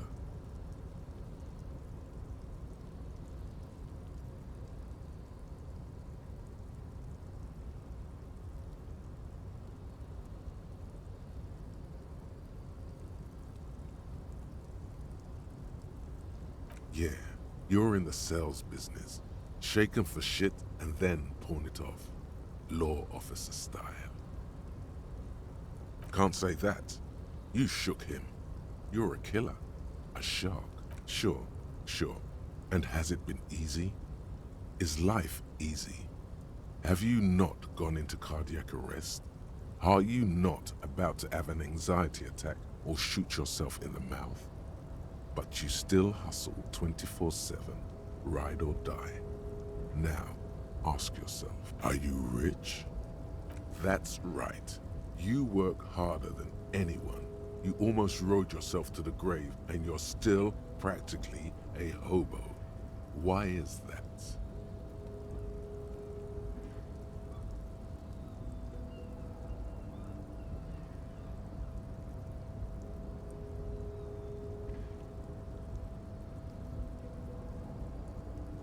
Boo-hoo.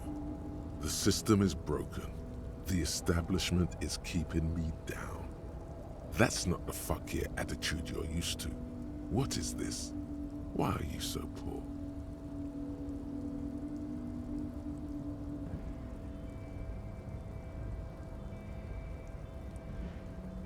Because of the taxes. G-Man's got his jam-covered sticky fingers in your pocket, stealing from you every time you buy, sell, walk, talk, fart, so much as sneeze. Aren't taxes almost non-existent in the Gotham estate that is Revachol?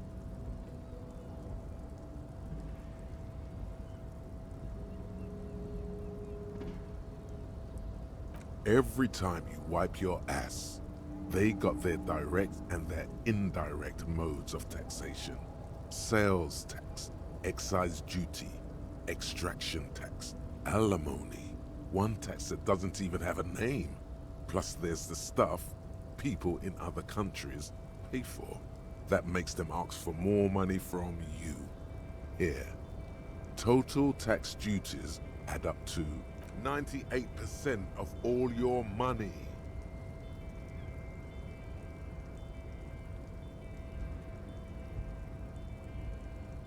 What are you not sure about? They're milking your nipples till they bleed. Can't you see? Aren't you sick and tired of having bloody nipples?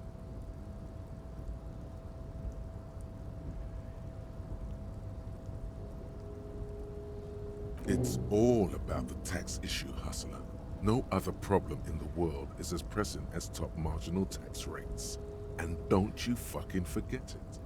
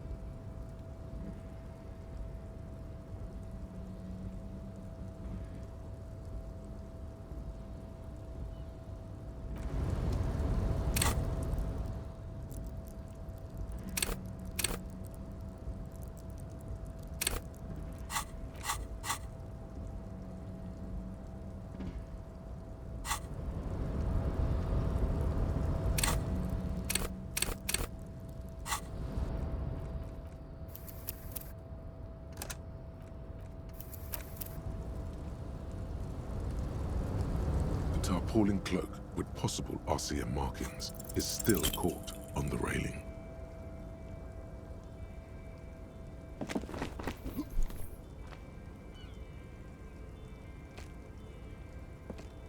No.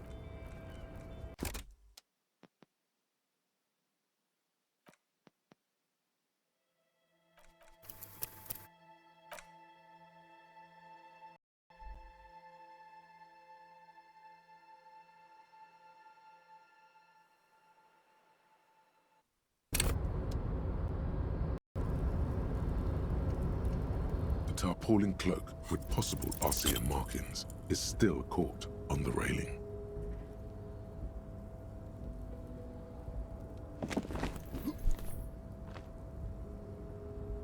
No.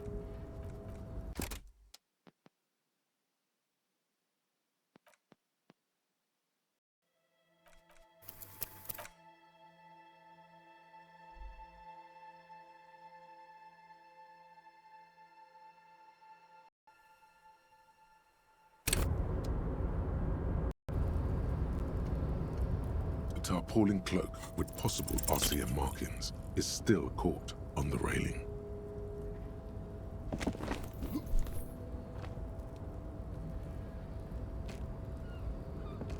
No. No. That's still too high.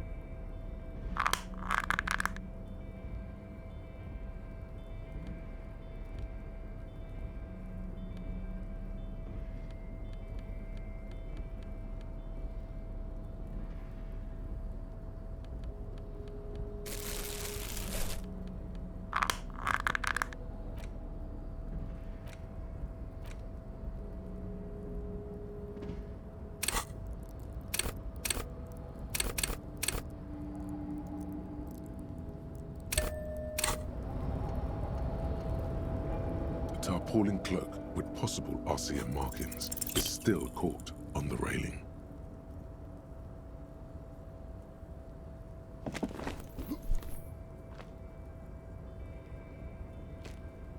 Nope.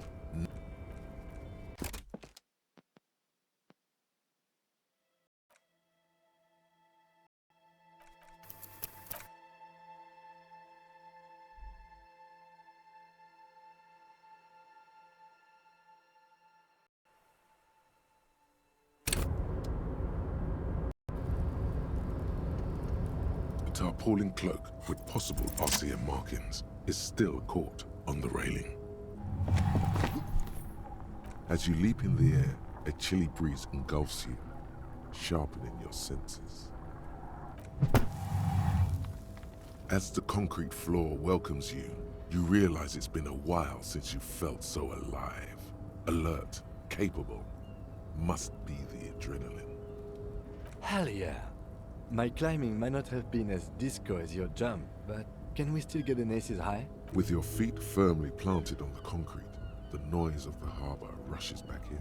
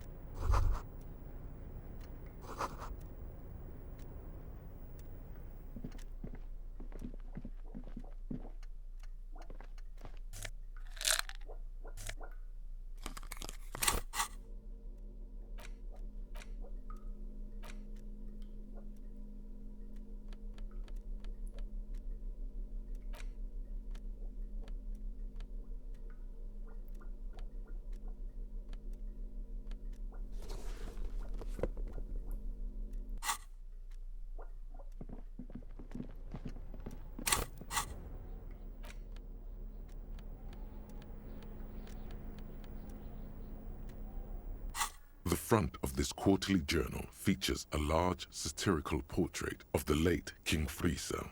From the sides of his head, a pair of white antlers spread to the corners of the cover. Because Friesel was incompetent, foolish, and cruel. In short, the embodiment of everything the communards wished to overthrow. It's satire, you see. To your disappointment, there aren't any full-color pictures to direct your attention. Just column after column of closely set text, interrupted occasionally by little doodles in black and white. After rifling the pages with your thumb several times, you return to the table of contents. The magazine is divided into several sections: international developments, Kunst und Kultur, and local concerns.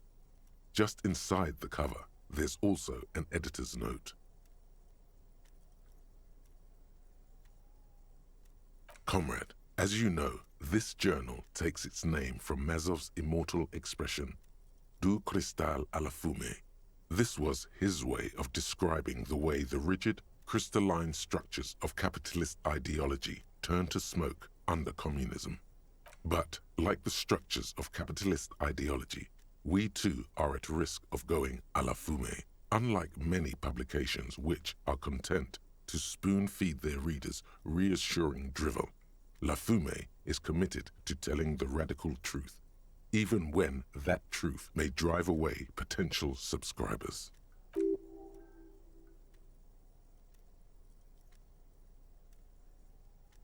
So please, if you value our radical Mazovian perspective on contemporary politics, culture, and international affairs, please consider subscribing today. Yours in struggle, the editors. What do you expect? It was laying around the office of the Debarders Union. They're probably bankrolling the thing.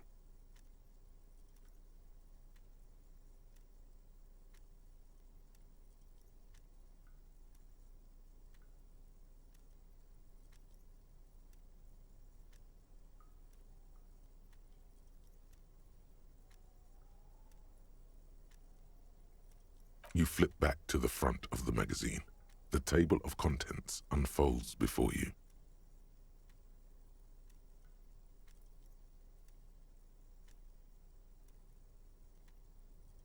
This section includes a long, tedious critique of the latest round of free trade negotiations between the EPIS nations and the Free State of Semenine.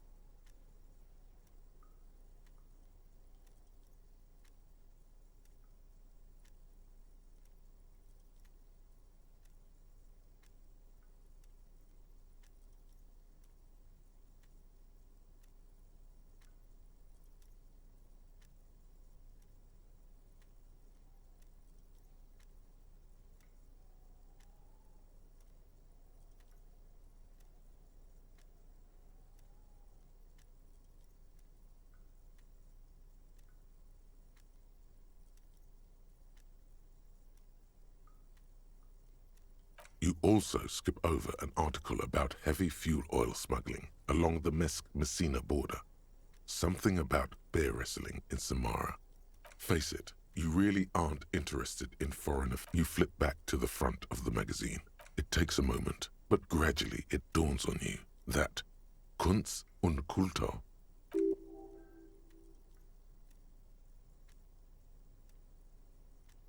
it evokes a sense of recognition and fellowship among those privileged enough to understand. As you leaf through this section, you come across several reviews of recent radio plays, as well as a brief artist spotlight featuring a local artist identified. The main feature, though, is a long essay titled Tip Top Tournée, a critical Mazovian perspective. The Tip Top Tournée is an inter-Isolari racing series, mostly known for its high speeds, ludicrous sponsorship deals, and high death toll. In Revachol, it's held quadrennially on the prestigious Zero Carousel racing circuit.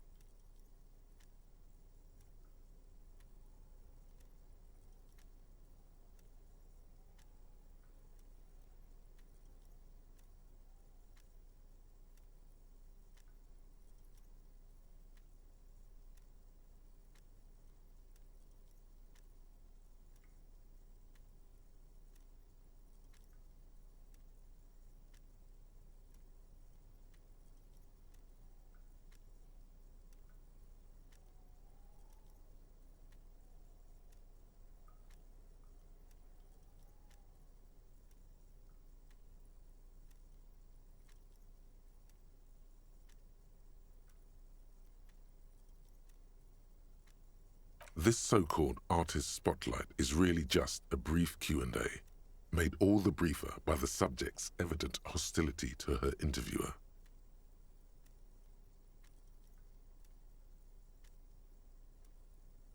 You think you're settling in for a relaxing recap of the most recent season, maybe sprinkled with some nice anecdotes about a few of the more colourful drivers. Instead, you find yourself skimming a 10,000-word feature about all the politically problematic aspects of Tip Top Tourney.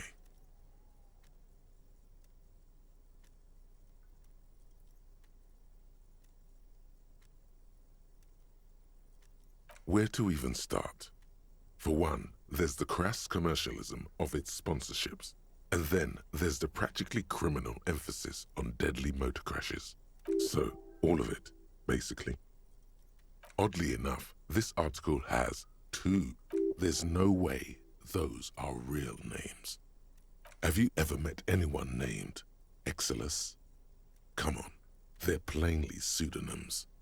Under capitalism, the article says, every pursuit has its price. Every pleasure, even one as elemental as the joy of racing others around a track, is reduced to an advertising opportunity.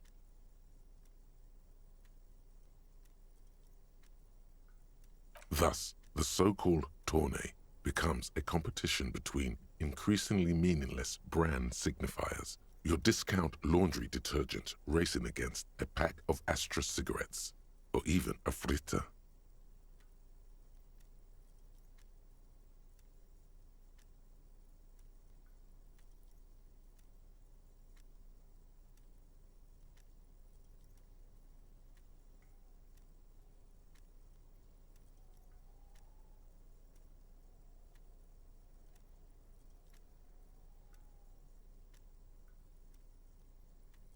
And that precisely is what's problematic about it.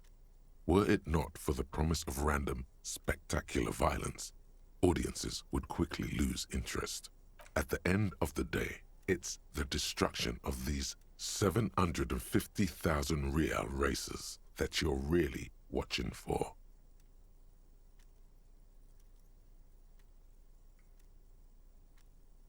Sure, you think that, but subconsciously, it's the visions of brand names being engulfed in flames that you crave. That's because you haven't been reading critically. But don't worry. The whole point of these sorts of articles is to let someone else read critically for you. Ah, come on. Can this article read your mind? Well, there you have it. No reason to get hung up on the pretentious ramblings of a few young men. If I had to wager, I'd say they've never even seen the inside of a motor, much less a motor race. I take whatever they write with a large grain of salt. You flip back to the front of the magazine. Unsurprisingly, much of this section is taken up with articles declaring unqualified support for the dock workers' strike. You skim the headlines. Paint the harbour red and white. Martinez tames the wild pines. A city in revolt. First, we take Martinez.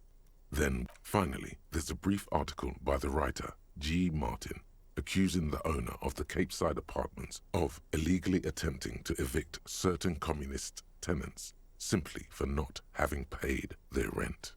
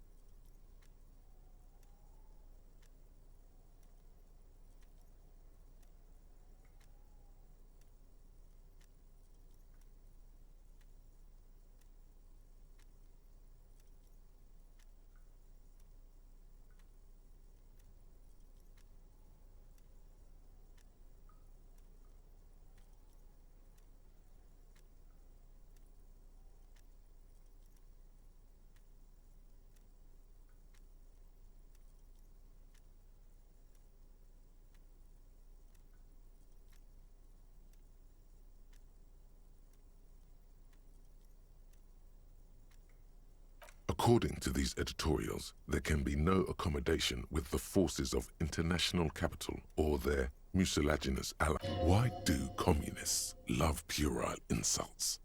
And they wonder why they're always being left out in the cold.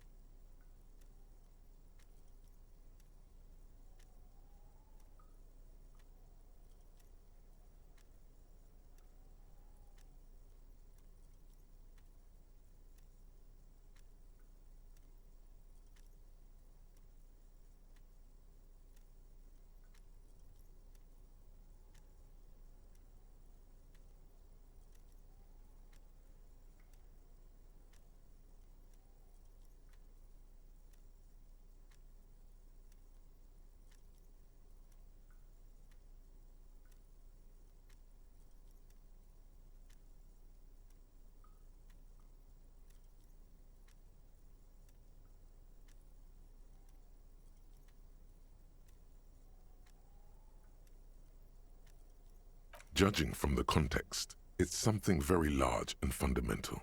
You should probably know about it, or you flip back to the front of the magazine. The table...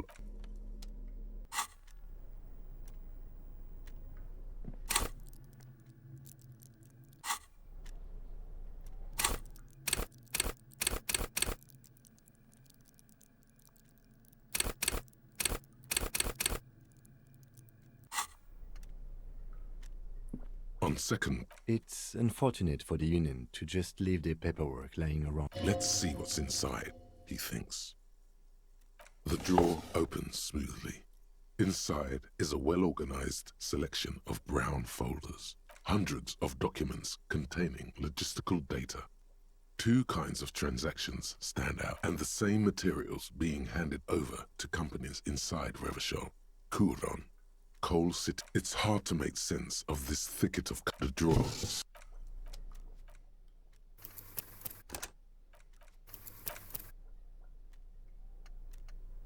The file cabinet stands steady. Look how...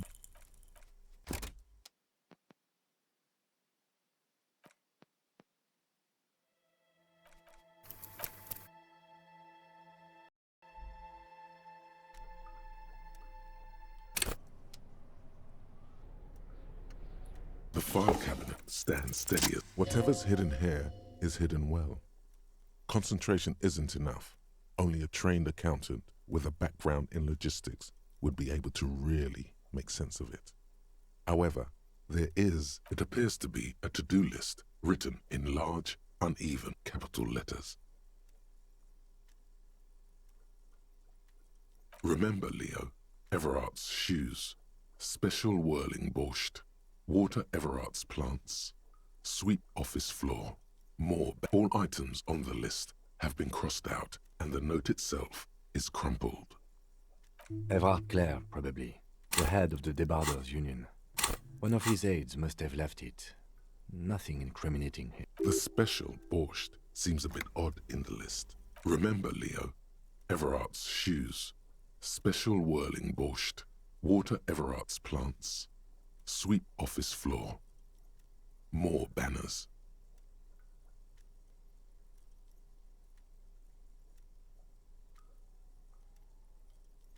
All items on the list, the drawers.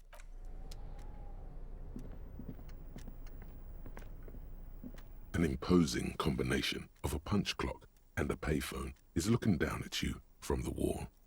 The machine swallows your coin and seems to be waiting for your next move.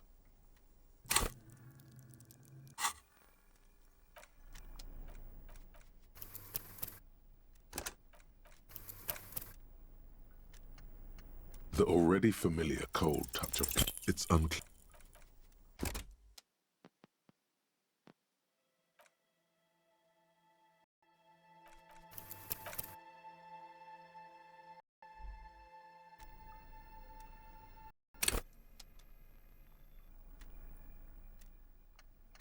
The already familiar cold touch of its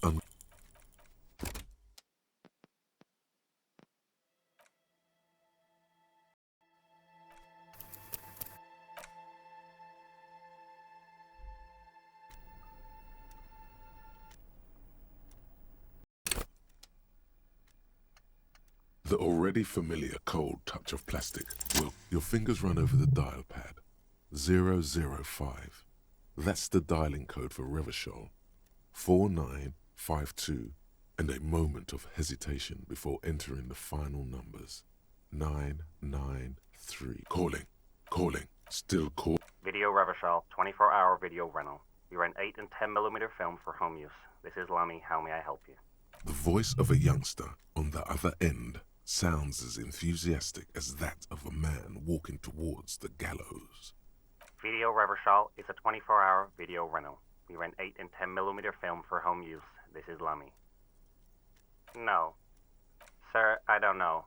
It's a video rental. Maybe you called to extend your rental period? Do you need to extend your rental period? If you need any further assistance, you can visit us on the corner of Voyager and Main. I can't help you over the phone. He thinks you're pulling a prank. The call is terminated by the other party. The payphone.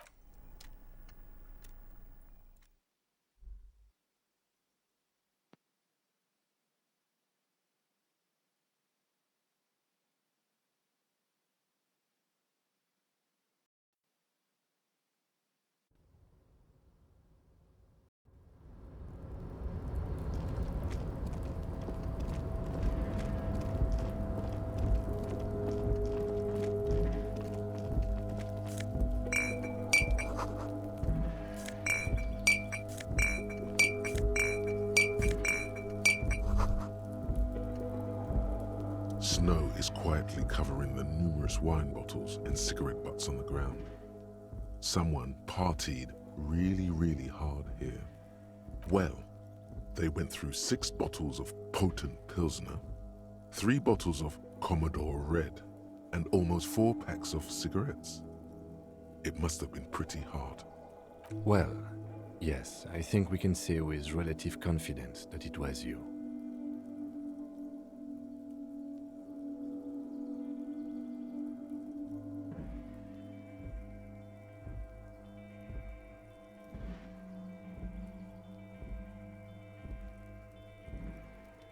Yes, this scene isn't exactly ripping with joy. Let's just move on.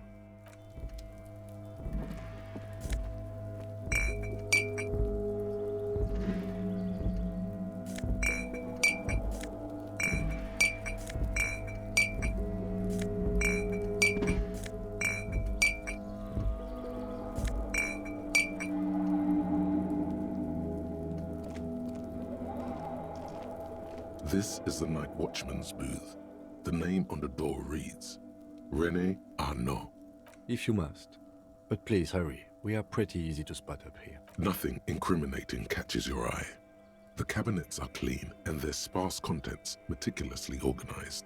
There's a framed photograph on the table. It's a black and white photo of a young couple out in a street fair. The man, René, is dressed in a Royal Carabinier uniform. The girl is young and very pretty. She is smiling playfully at the camera. René looks like he's about to smile. This photo must be tied to some good memories. Why did you take that picture of René? You're really interested in that old soldier. Not sure I understand your fascination, but sure, as long as it doesn't take up.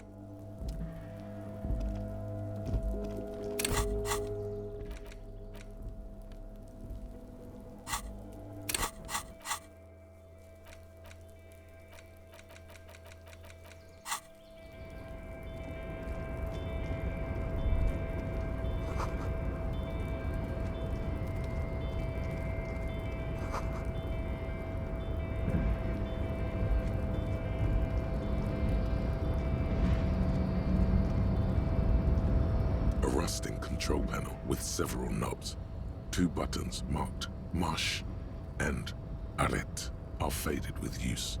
It seems to control the large crane above. Elysium on with a loud grind. The crane shifts overhead, moving a massive metal container through the air.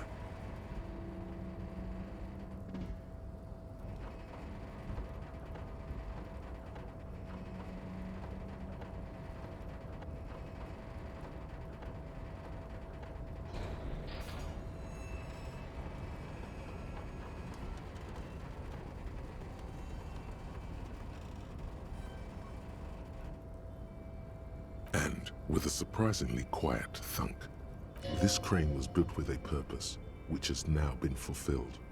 To move this container. Who can say? All you know is, it's special. I can't see how that was worth the wreckers, except for seeing the crane in action, which I admit was satisfying. The crane does not.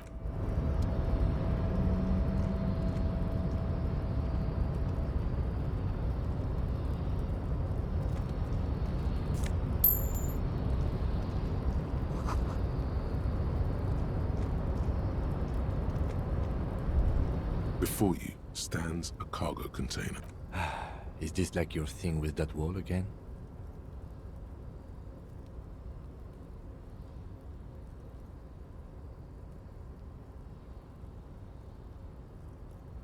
There are a million containers here. Why are you fixating on this one? There may very well be, but we are not here to look for that. We are not here to interact with containers. We are here to interview the Union boss. No reply. The knock produces a hollow. You attempt to turn the handle. To your left. You're back before the...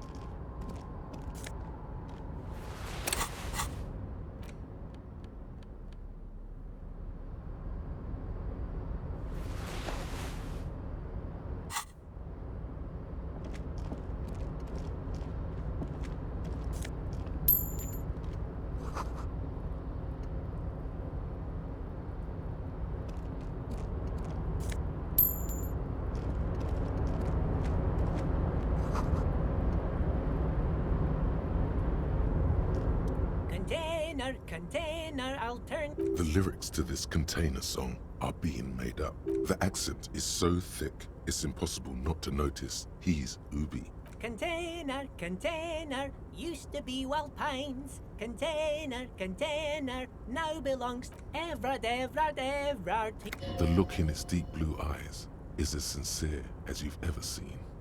Kind of makes you feel like an arsehole for no apparent reason. I see you are not a Union man, mister. Did you get lost? You're not one of them scabs, are you? I mean, I don't personally mind. Folks is just folks, you know, and folks gotta eat. Just some of the other guys don't look too kindly on the scabbing kind, if you know what I mean, mister. Oh yes, born and raised in Irish, mister. Mum had to leave my dad after he got a bit violent. Took us here to the new world. I was about 10 then, too old to lose my accent then. People say us Ubis are up to all sorts of trouble with sheep and other animals and whatnot. I just want you to know there was never any of that where I come from. No, sir. Thank you for clarifying that, sir. Oh, I'm just making some covers for them containers here. Yes, I am. So it's easier for the crane operators to spot them. Sure, mister. About what? Bye-bye now.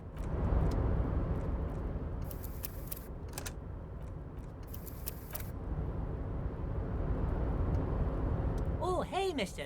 I knew you'd be back to talk with old Leo here. Yes, I did, yes. Sure, mister. Absolutely. Oh, I'm just making some covers for them The containers in the yard are green in Wild Pine's livery, and the mountains rising behind Leo is all red. It's like some red infection was spreading outwards from the There appear to be cisterns underneath the Union container covers.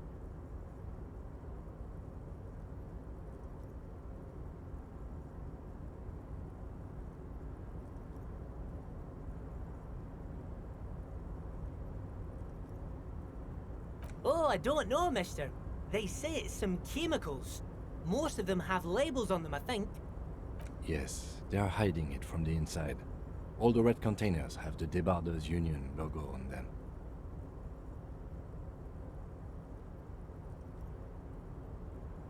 No, not really. Mr. Everett doesn't tell me all the big things. Says I go and tell them to everyone.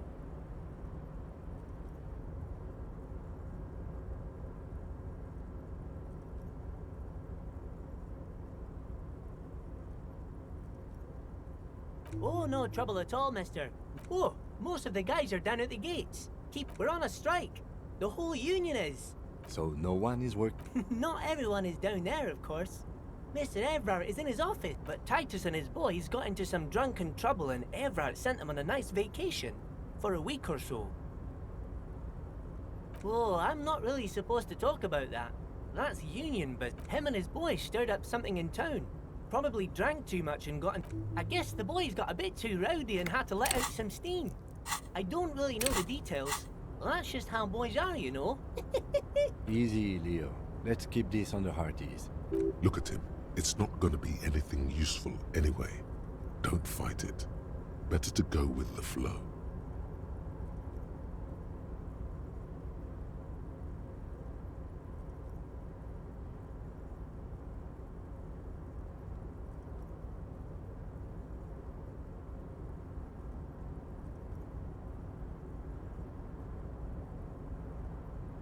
I remember I was the runt of the class, but Mr. Everett and his brother always came to help. Once Mr. Everett and Mr. Edgar are real nice guys, mister. You should go talk to Mr. Everett. I'm sure you'll be good for... You're never getting anything useful out of him. Yes, yes. Everybody needs a job, and this is mine. I'm Leonard, by the way. Leonard Bellick. But everyone calls me Leo. I'm like Mr. Everett's right-hand man when Mr. Edgar is out of town. And Mr. Edgar's right-hand man when Mr. Actually, Miss Beaufort is the right-hand man, but she's a lady. Who is this, Miss Beaufort? A real pretty lady with a skin like those Douai Sucre candy bars my missus likes so much. Them are real nice to suckle on once the dinner is done, but I can't listen to the radio all the time. There's so much to do around here and I'm all... Stay on this Miss Beaufort topic. Oh, Lizzie. She is a real sharp tool. Mr. Everett put her through some fancy school and everything, east of the river. He respects that word. But she's a real nice girl. Grew up in this here neighborhood, knows everybody and gets along with everyone. Real pillar. For a fraction of a second, this... If me missus and me was to have a child, I'd be real happy if she turned out like her. But she can't have kids. Dr. Lemaitre said so, and she knows about such things. Been a doctor for almost 50 years, she has. So Everett trained a lawyer named Miss Beaufort. Interesting. Yes, this place really seems to run like clockwork. Keep it up, Leo. Well, thanks a lot. Sometimes I feel some of the guys don't really get how much... The white rectangle on your clothes might not mean an awful lot in Martinez, but the recognition from an authority figure made Leo's day. Oh, yes, yes. I leave all kinds of notes for myself. That old head of mine ain't so good at keeping things in no more. I almost forgot. Oh, yes. I've been taking special whirling borscht to the men every day since the strike. It's very, very good. Makes a man feel so warm and happy. I feel like I could take on Mr. Renadan's boar dogs every time the lunch is done. Yes, yes. I'm taking it to them. The borscht keeps them happy and in fighting spirits. Oh, the whirling's cook. He makes it. Them is always talking with Mr. Manana in that weird language and laughing together. He doesn't speak what we speak. He's from Grad. Oh, sure, mister. He didn't actually understand what you meant, and now he's just nodding along. Oh, that one. That should be empty as far as I know. Told you. Oh, you want Mr. Everett then? He's an awfully nice fellow, he is. Him and his brother are both nice. Guys like Mr. Everett and Mr. Edgar, his brother, are real good guys. Made Martinez with... Patience. Deep down you have the mental power to keep listening. Not... Had an arithmetics teacher, Miss Bellows. Her real name was Miss Bellams. She was a real pretty lady. But when she... All the boys liked her, if you know what I mean, mister. We used to sneak in her yard in the dark and peek through the window. One time we saw Miss Bellows with a fellow. Yes, we did, mister. Them was naked too. That's all I got to say about that. Thank you. Almost forgot. Mr. Everard is in that container over there. Homosexual underground. Maybe you should stop obsessing about your own and other people's sexuality. Feels like it's about time to do that. You thought about this for 8 hours? Not only should you stop, you should tell Kim you've stopped obsessing about other people's sexuality too. I'm sure he'd appreciate it. Unless you already got him killed because you were obsessing about your sexuality. There's no way of telling from within your brain. But for your own sake, please say you didn't.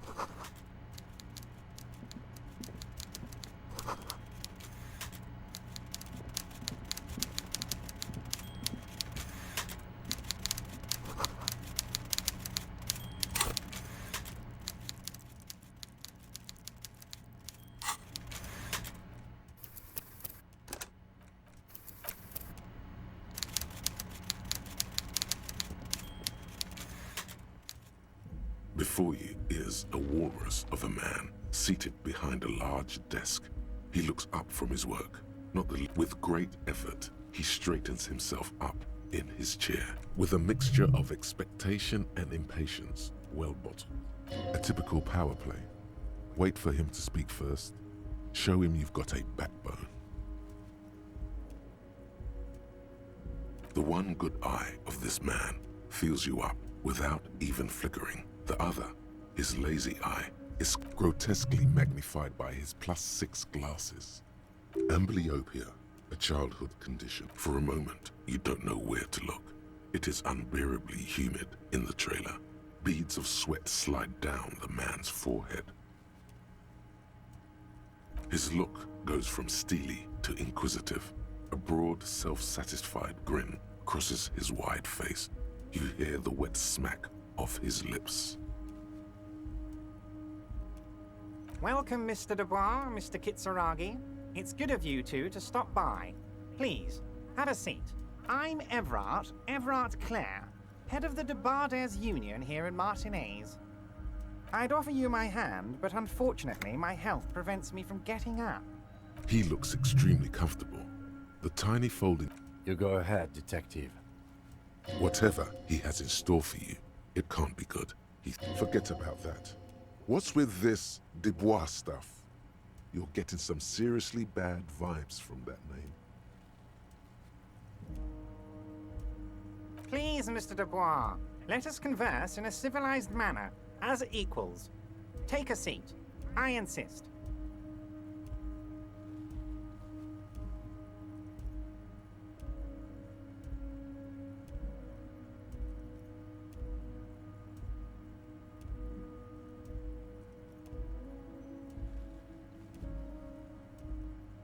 Very well, Mr. Dubois. I respect a man with strong convictions.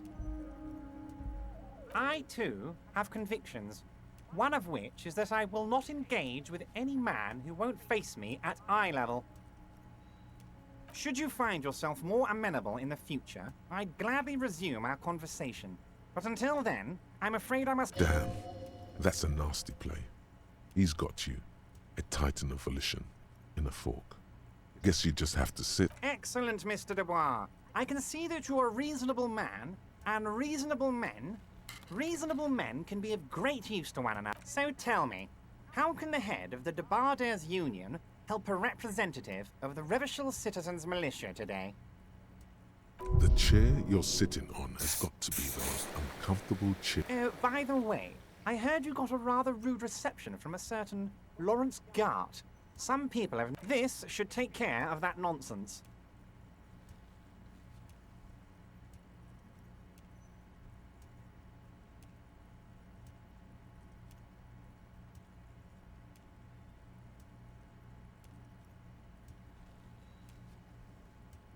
It should be sufficient to cover your expenses for a few days and patch over your differences with a cafeteria manager.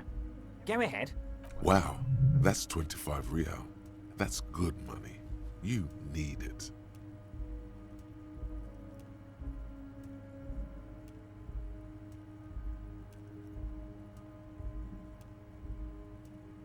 Yes, I know Lawrence. He's a real character. No union man in him. A real piece... With a grin, he points to the checker game. It's like you're on a game show. At least don't thank him for it. Okay, okay. I respect a man with principles. No handouts, then. Now, I'd like to set your mind at ease about one other matter. Your lost gun. Let me assure you, Union people are on it as we speak. I've got my... His slug-like lips move, but the world is swallowed by a black hole of fear. Only 2 words escape its gravitation. When he said, "Don't worry," he actually meant, be very worried.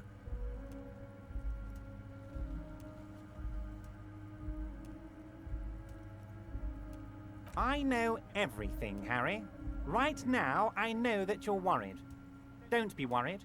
Everything's going to be all right. It's not like you left it loaded. You didn't lose a loaded gun. Local children aren't out there playing with it right now, pointing it in... It was loaded. There were 2 bullets in it. You always keep at least 2 barrels loaded.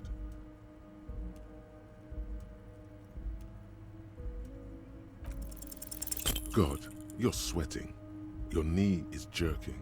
You're about to cry, aren't you? You're... Mr. Dubois. What is this, Mr. Dubois? He keeps repeating. What? Mr. Dubois! Mr. Dubois! Harry!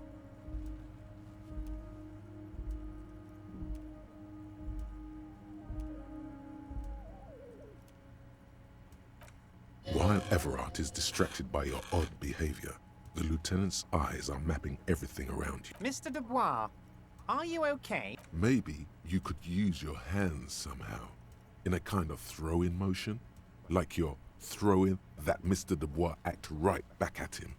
He's Mr. Dubois.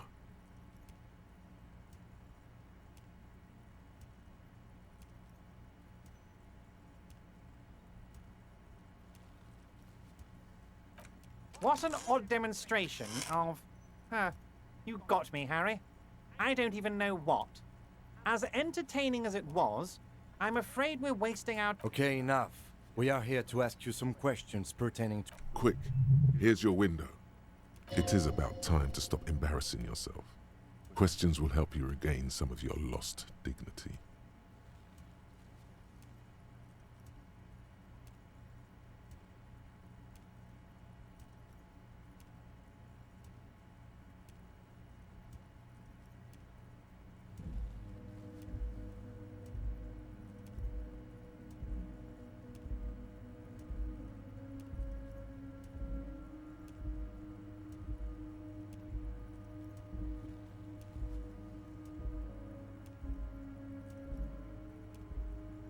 Oh, of course. That's your main thing here.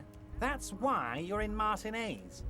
I know everything that goes on around here, and I would love to discuss it with you.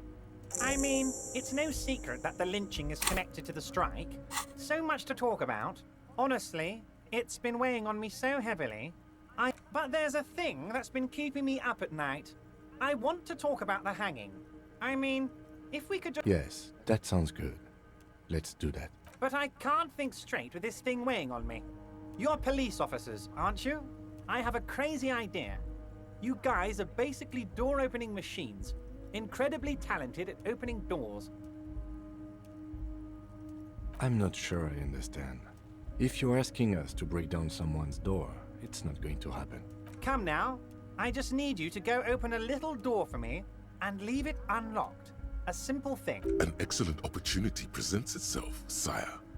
You could win the trust of the arch-liar, pretend to play into his hand.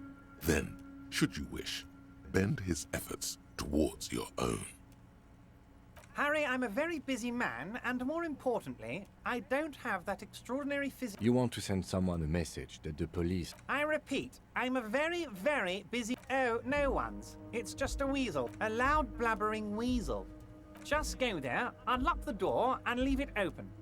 It's been such a burden on me, Harry. I just want this fantastic... You can get the key from Just open the door. You don't need to go in or anything. I just want that weasel to come home and see the unlocked door.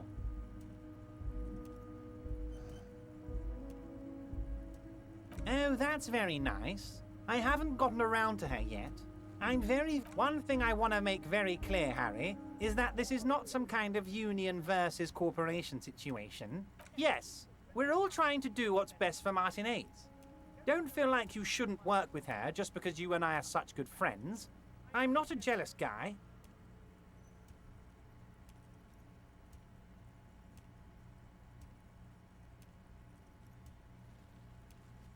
If she actually wants to see me, she will find a way. Any good negotiation... He doesn't want to see her. It's as simple as that. Yes, yes. Low balling, of course. This isn't a casino, Harry. Real people, real livelihoods are at stake here. But everything's a casino. His expression makes it clear. This is childish and irresponsible behavior. What do you mean, Harry? Nothing. I let him go.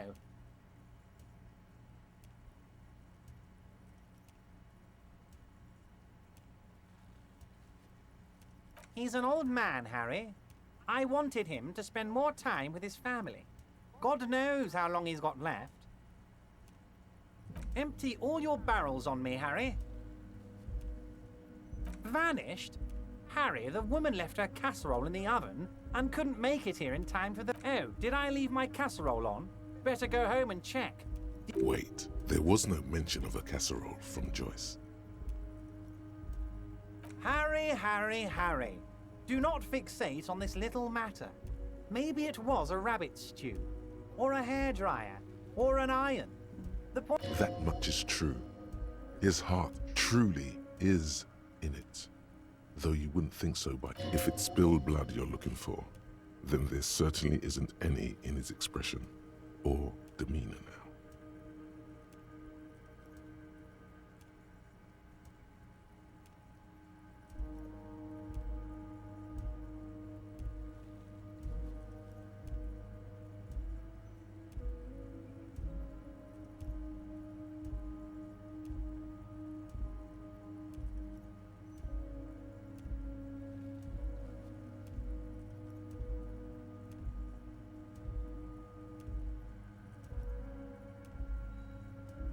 Of course, Harry. Let me just assure you one more time. It's perfectly okay to share anything we discuss here. I have no interest in what she is doing, but I myself have nothing to hide. Tell her about all of it. My brother's picture, my singing swordfish clock. Tell her how overweight I am and how I'm helping. It is rather interesting to tell people things about each other, isn't it? It was nice telling him about her right now.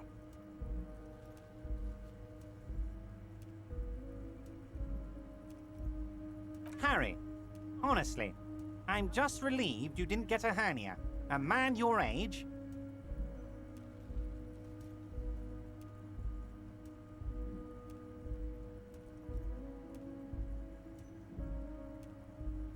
The big man peers at you over the rims of his glasses for a moment. then interlaces his fingers and rests his chin. Anyway, I assure you, I am a very well-informed man. Information reaches me before I even get the chance to request it.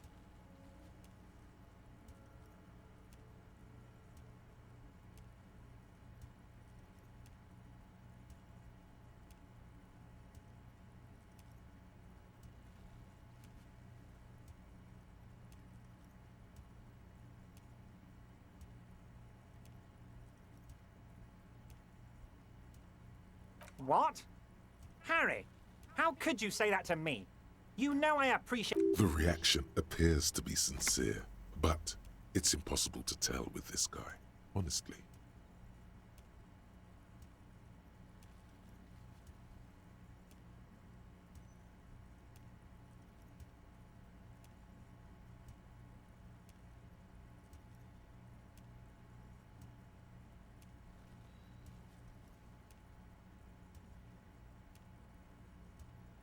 You've hurt me, Harry. Me! I trust you, like I trust all my friends. And I know you'll never talk to me about this again, because you don't... He's hiding his real reaction. Thank you for your understanding. We will continue to... You too, Lieutenant. You know, I like you, but you never... None taken. Did we have anything else to do here, Harry?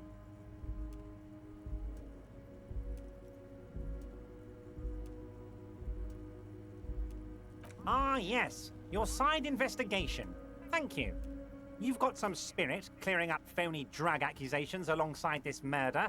Actually, Rivershell doesn't have a mayor. He refuses to discuss it further. It's not even a speck of anger in his voice. That's that then. Yes, your lost gun. Your gun will be found. The only way to find it seems to be working with him. He might even be holding your gun hostage.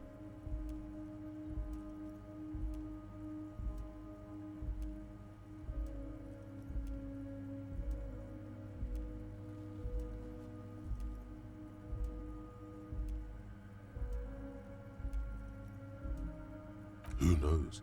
Only one thing is certain. If you work with him, you're going to get it back. And working with him might be the only way to do it. Yes. Thank you for the hot tip regarding your lost gun, Harry. My men have indeed factored in that you... Now please, let the professionals do their job. It did not come as a surprise to him. He might actually not be bullshitting. Damn it, Harry. That's exactly what it means. I'm only kidding. Of course. I understand. We help. Of course. Let us dispatch with the formalities. You call me Everard. That's what the hanged corpse called you. Harry.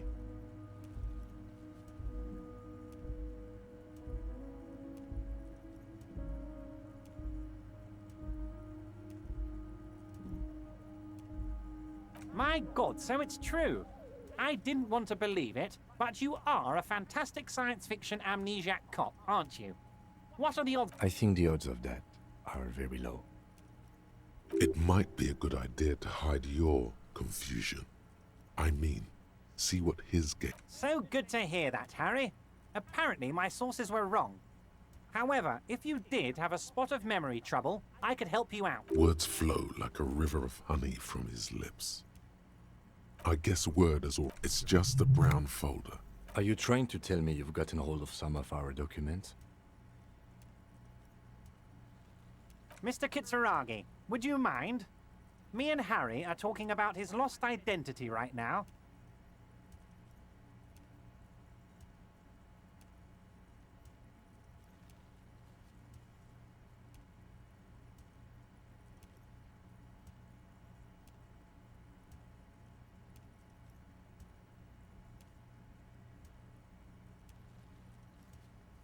Don't just jump to the folder. That's not smart. Shows you're on the edge. Do some probing first.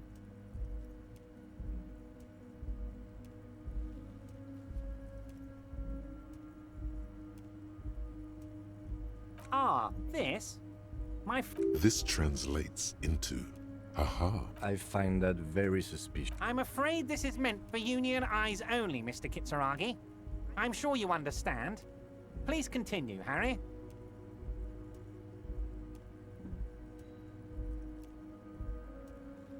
Well, Harry, if I were to sum you up in one word, it would be apologetic. Yes, you seem to be, a lot of the time, but right now there's no reason to be. Let loose a little. Be you.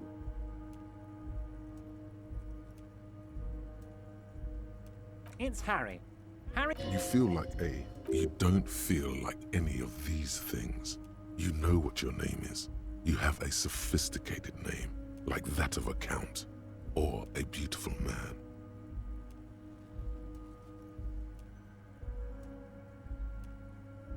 And I can work with you, Harry. Now, what else can I do for you? As you look at the folder, Everard covers it with his hand and pets it. He's hiding it from you because it's not a real RCM folder. It's just another one of those brown... Okay, Harry, you got me. This is from the Census Bureau. He got the name from the Census Bureau, and everything... Yes, Mr. Kitsuragi, from the Census Bureau. Like I said, now I'm actually a very busy... That means he doesn't really a pity. The Yes, that's what I said. Try to keep up, okay? Let's move on. I don't know what that means. You know what? Don't even tell me. Whatever it is, do it. He sincerely has no idea what you were talking about. My dear Harry, there are literally millions of containers in this harbor. Harry, you smooth-talking son of a bitch. Time is a precious resource, and I don't... Smooth talking? Wait. You need this to get in and out through the gate.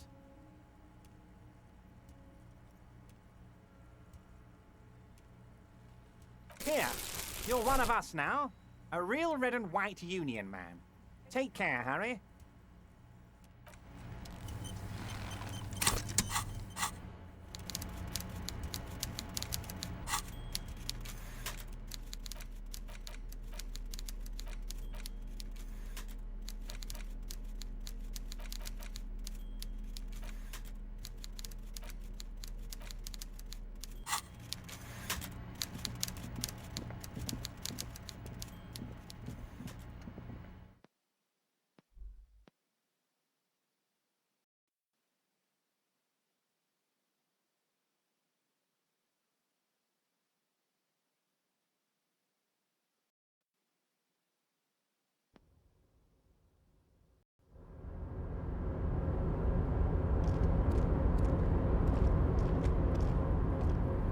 Oh, hey, mister.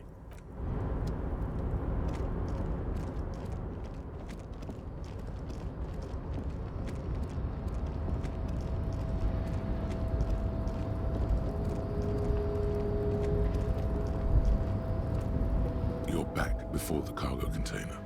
Its drawer has not left. You're back before the cargo container.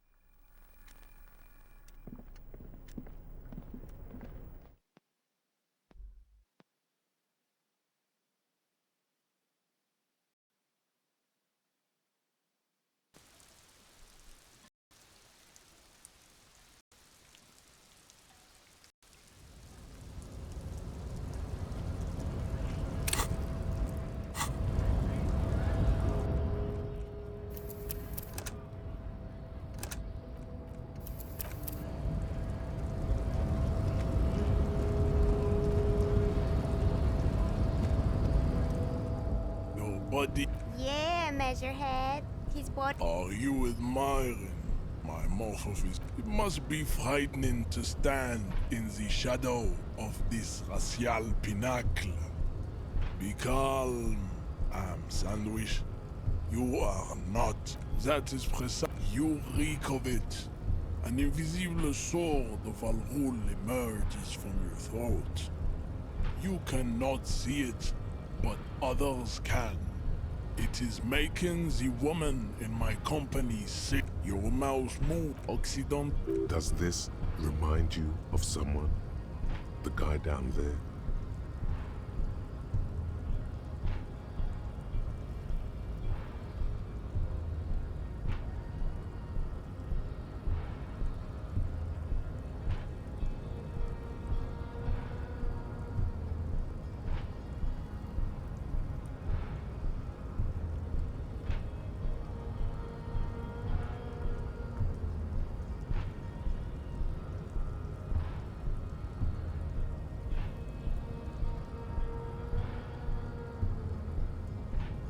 Look at my chronology. You gave the world. You dominated lesser culture. You will be. It is, baby, yeah. You know it. Enough with this. Bring your the walls. You could internalize Measurehead's race theory. It would enrich you rhetorically.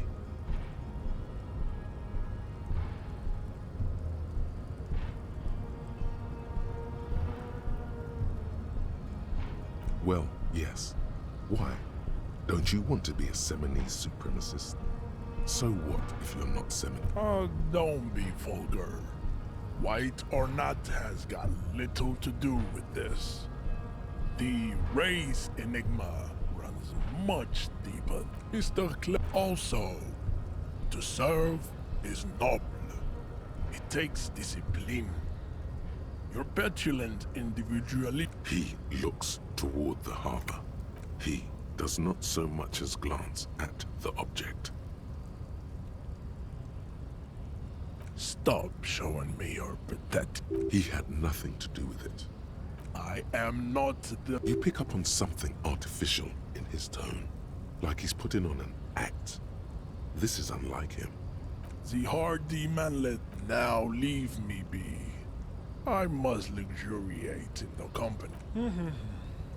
Find out for yourself. Endomorphic blob. Interesting. Racists are. Welcome to Revachol. You hear him yell at a redhead woman visiting the fritter nearby.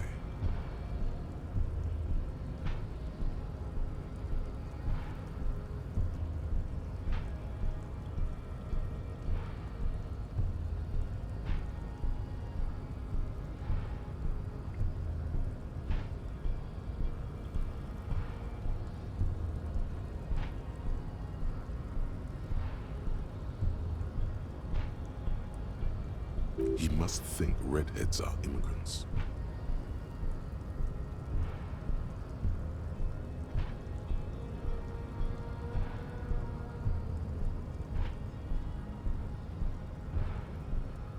I am not like them. I am craniometric perfection. I have taken the trouble to permanently draw a phrenologic grid on my skull and features. Your silence betrays your inferiority. Your race dis-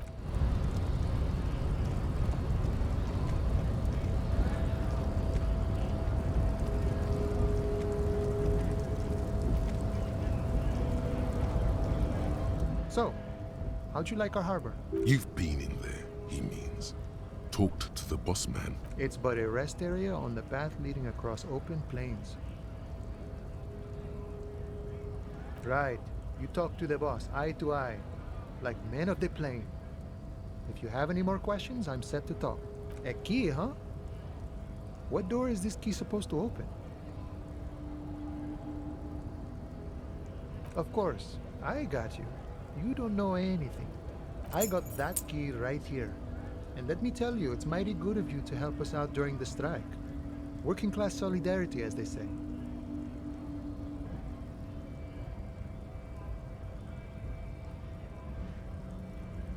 Oh, so the none of the above type, are you? I get it, I get it. I like to keep my distance too. But it doesn't matter. It's a good thing you're doing. Thanks. What you're looking for is a basement door behind the greenhouse. That's behind the Whirling in Rags. That's all I know. Okay, but where did you get the key? The janitor gave it to me. Nice fella. We talked about life and things that really, truly matter.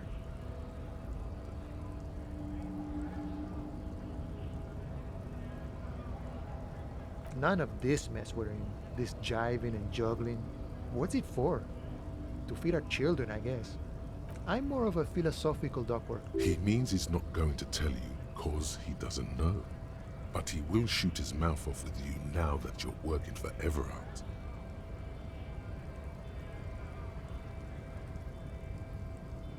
Who he is and what they're fighting for? We're negotiating our share. Aye.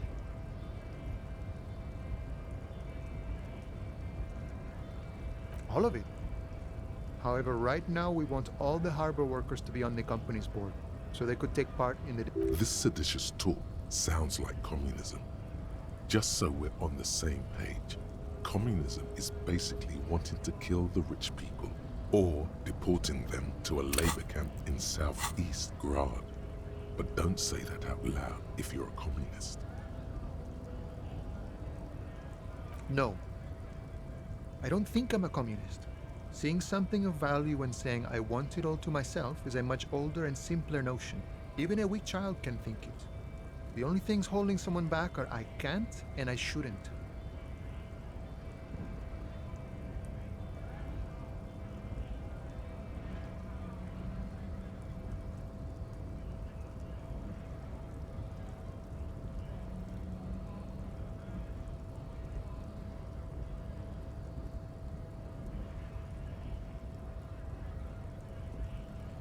I have nothing against communists. They are honorable boyaderos. But my own code serves me well. If my code starts failing, a code can fail a man as well as a man can fail a code, then I will have to... He knows who he is, firmly grounded, has no need to reinforce or elaborate his political identity to himself. See, I am primarily a lazy person. I think it's best you make up your own mind now that you've met him. In my eyes, he is a capable organizer, and I guess you kind of get to be the village chief. He oversees the harbor, makes deals with the owners or other relevant parties. By that, you mean corruption? By heavens, why would he not be corrupt? We live in a harsh and disordered world, see? The old man is corrupt for our benefit, and we know it. Appreciate it even. He is, personally, not too lavish.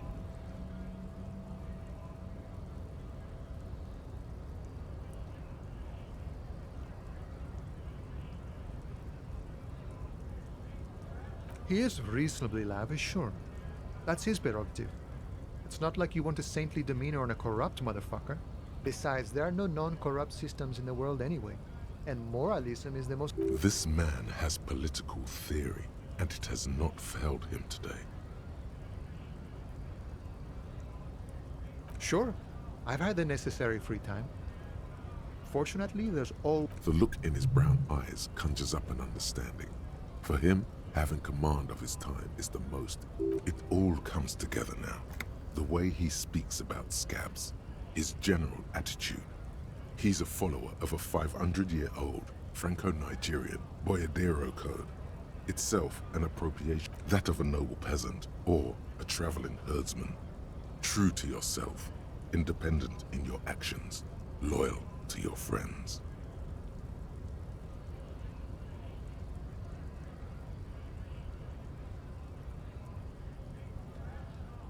No.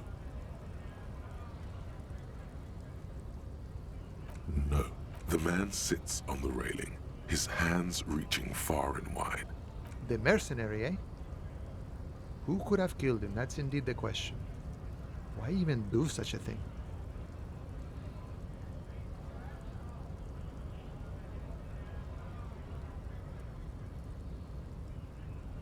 What a thought! Why would noble workers resort to such a thing? Unless they were... Your dead guy was an enemy combatant. He was an agent of the opposition, attempting to undermine our honorable efforts. I ain't the murdering type, but that's just me. Large organizations like our union have all sorts of men. He's not lying. Understood. This has been of limited use. Still, thank you. No problem. I wish the best to you in your search. Hola, wandering man.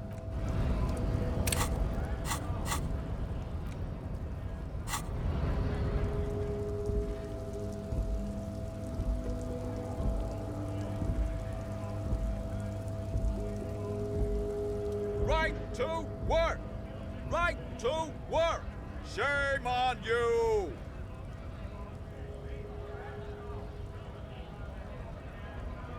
Things are busy enough.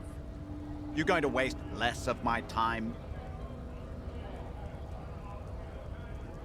The hulking man oozes stark skepticism.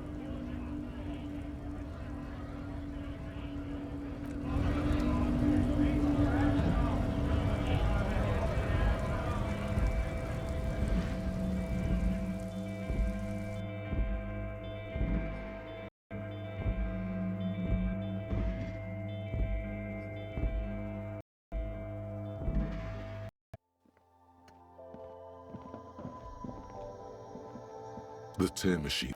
Your bottles clunk. A small cabinet on the wall is filled with various medicine bottles. Okay, here. I hope Saint Baptiste makes you feel better or something.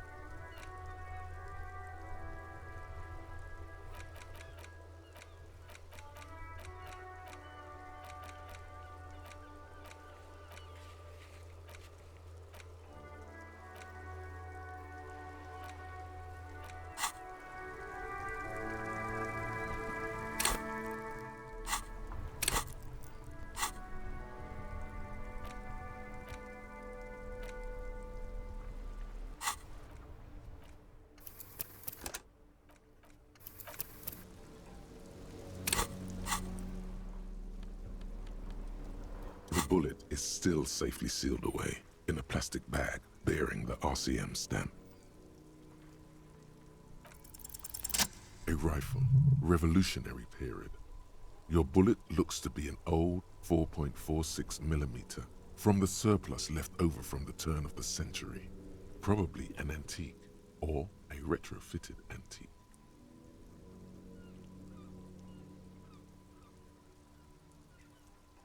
The 4.46 caliber was widely used with the Belmargrave rifle, a Revacholian manufacturer. The BM dominated the battlefields of the Insulindian theater of the anti-centennial revolution 50 years ago.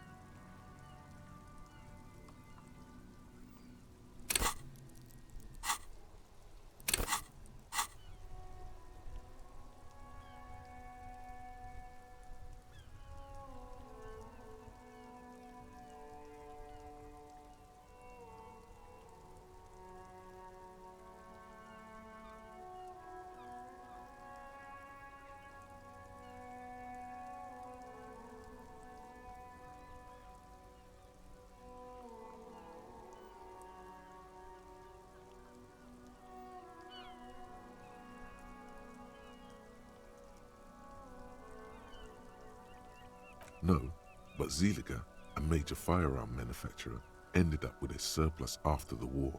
So there are still a lot of these old military rifles floating around, usually broken. The quality was appalling.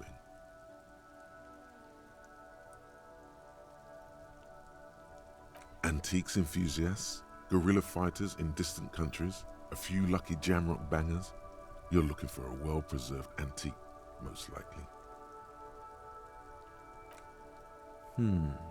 What are you thinking?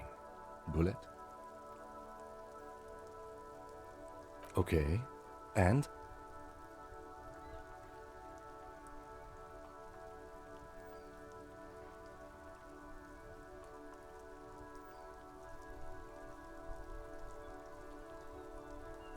An antique. That makes sense. There can't be many breech-loading rifles floating around in Martinez, or anywhere in Ravachol, really.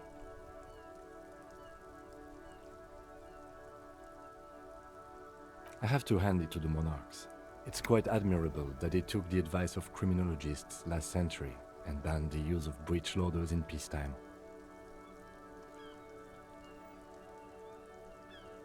Some new RCM recruits get impatient with their muzzle loaders once they've trained with military-grade weapons, but they realize it's worth it in the end.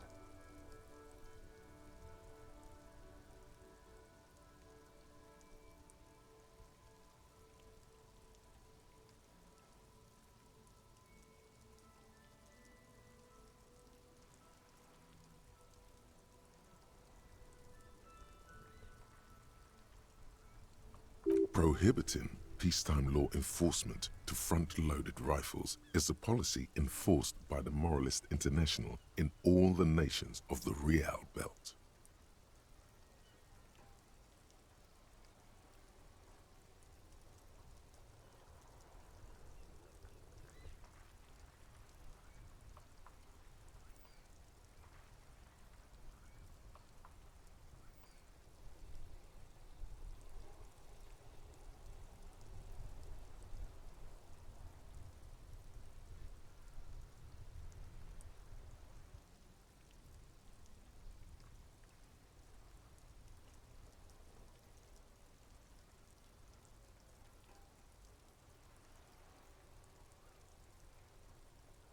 Imagine if everyone, cops, citizens, had access to firearms that could shoot multiple rounds without pausing to reload. After the first shot, the second, third, and so on come much easier. But back to the investigation.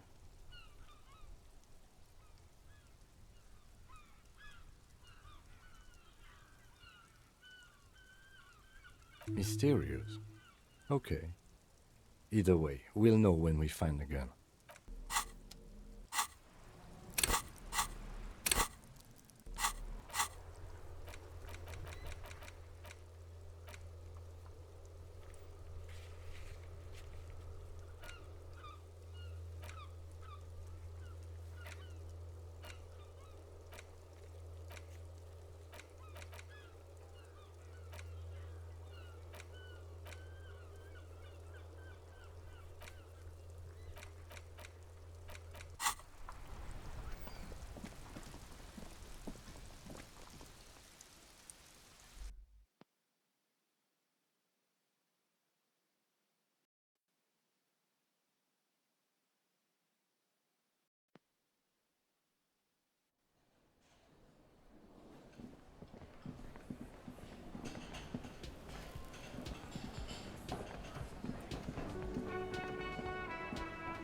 The man ponders his cooking utensils and gives you a little nod, acknowledging your presence.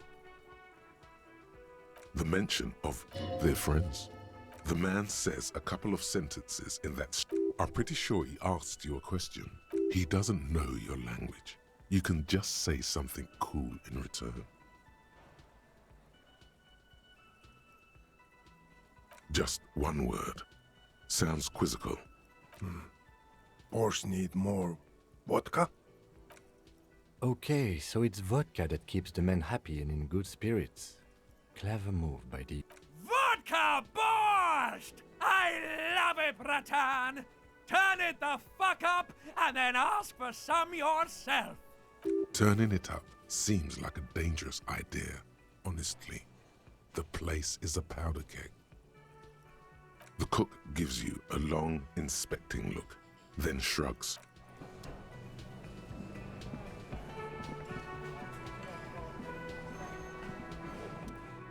Can I?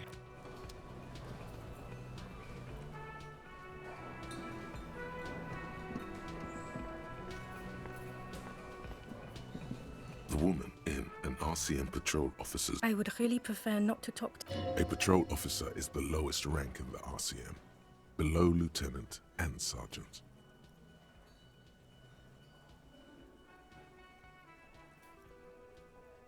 Yes, I am. I don't know. I mean, why would I want to talk to you?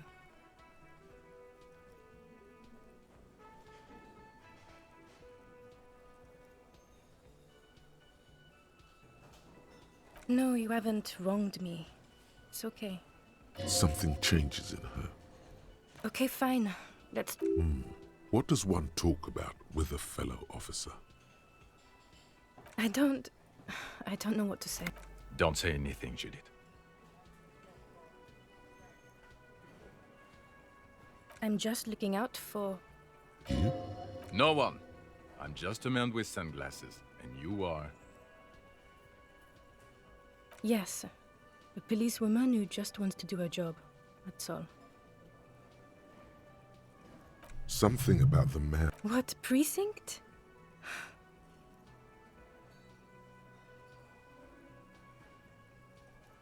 Am I from? God, he doesn't know. Fucking deranged lunatic.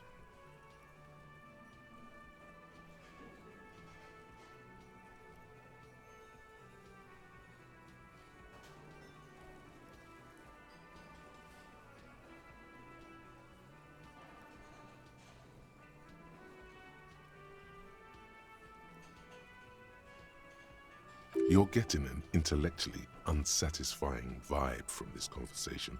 Maybe you're... You look like shit.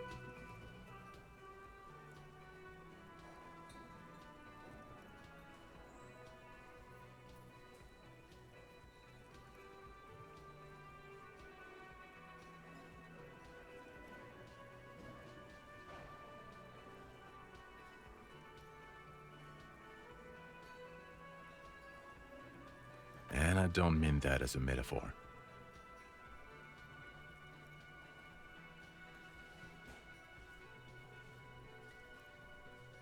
Yeah, I know. That's what I'm going by here. Oh, come on, Jean. It looks like it's been a rough week on him. It's not just this week. What do you want? There's something about this guy that matches with a face in your head. A similar but different face. He might be wearing a disguise.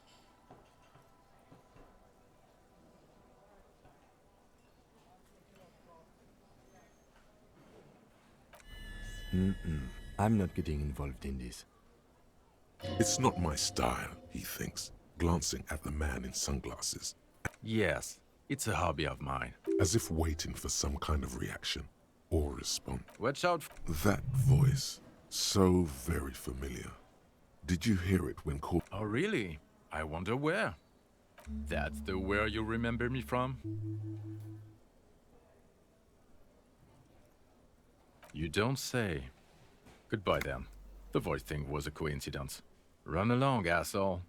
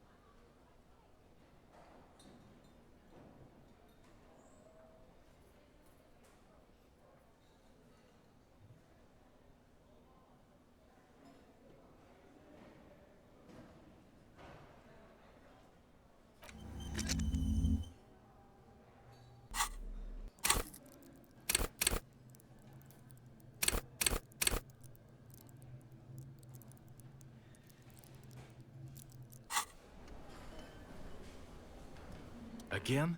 I can't believe...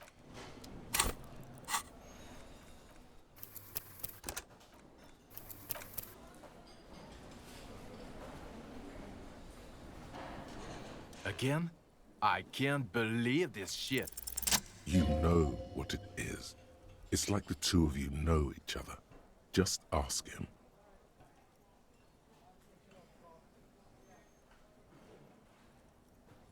Oh, I definitely know you from somewhere.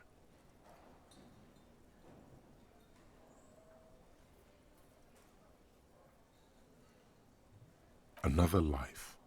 Yes, from another life. A different life. Maybe the life of a police officer belonging to the ranks of the... To what station do you think you would belong in this alternate and totally fictional reality? Okay, that's plausible. That's entirely plausible. Now we're really getting somewhere.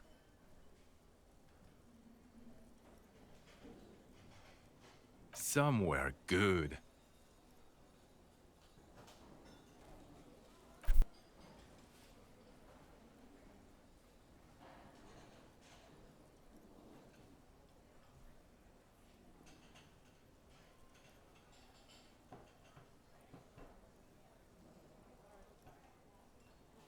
You're not going to believe this, but...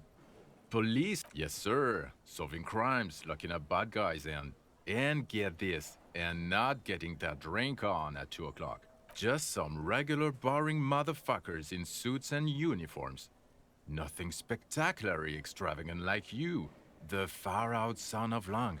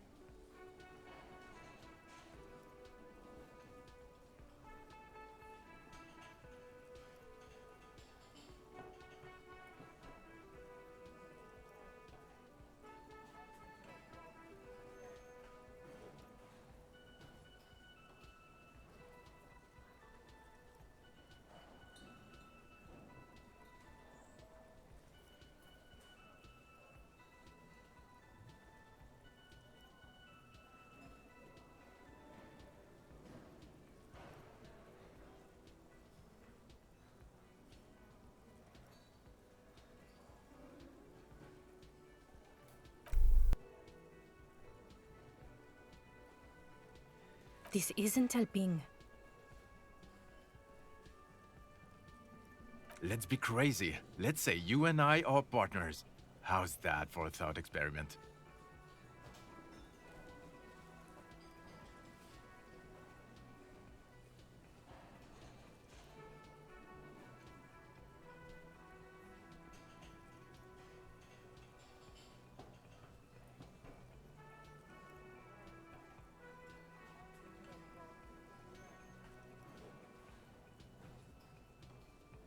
I'm sure he's fucking flattered, but Kim is not part of this thought experiment. In this one, we're partners.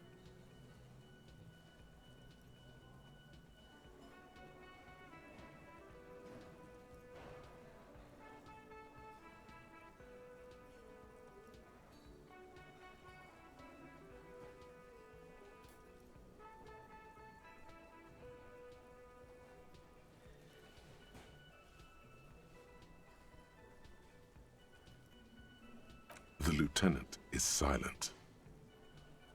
No, because in this thought experiment, we are police officers in a police station. Come on, stop it.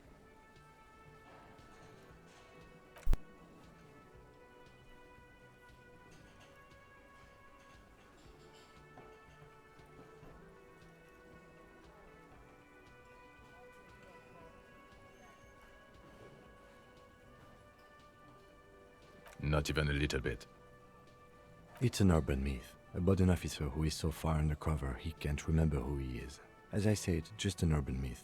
You are not the son of Lang.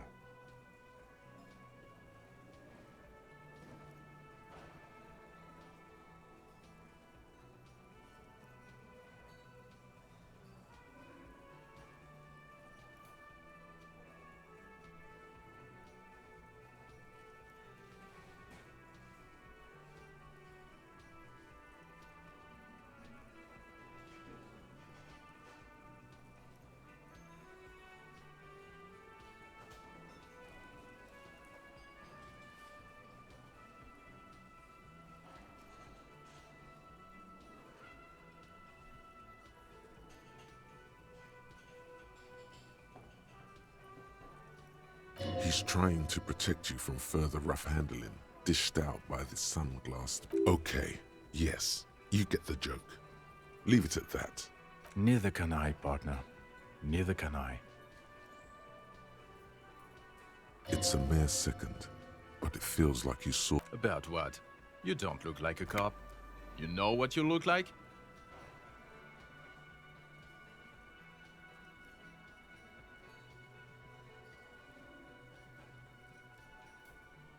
Not the prophet shit again. He didn't answer your question. No. Because it's not my job. Why don't you go and fucking do yours and solve this damn hanging?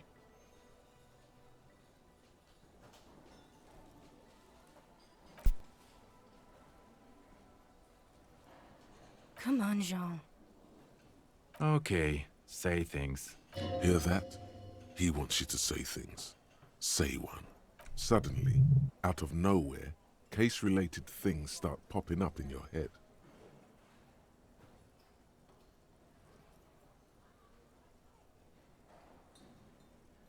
You think he was hanged as a cover-up? To hide the shooting? I don't know. Why are you? Who knows why we do the things we do? Somehow, bouncing those ideas off the man with sunglasses felt calming, like you've done it before. Oh my god, there's more. You want something more? Okay, why not? Let's do this. You think he was hanged as a... I don't know. Oh my god, there's more. Okay, the man with the sunglasses and his hypothetical Station 41. Weird, right? There's something missing here. Something you can't put our finger on. You know what? Just ask him. I know it sounds crazy, and you'll probably get laughed at. But still. Yes,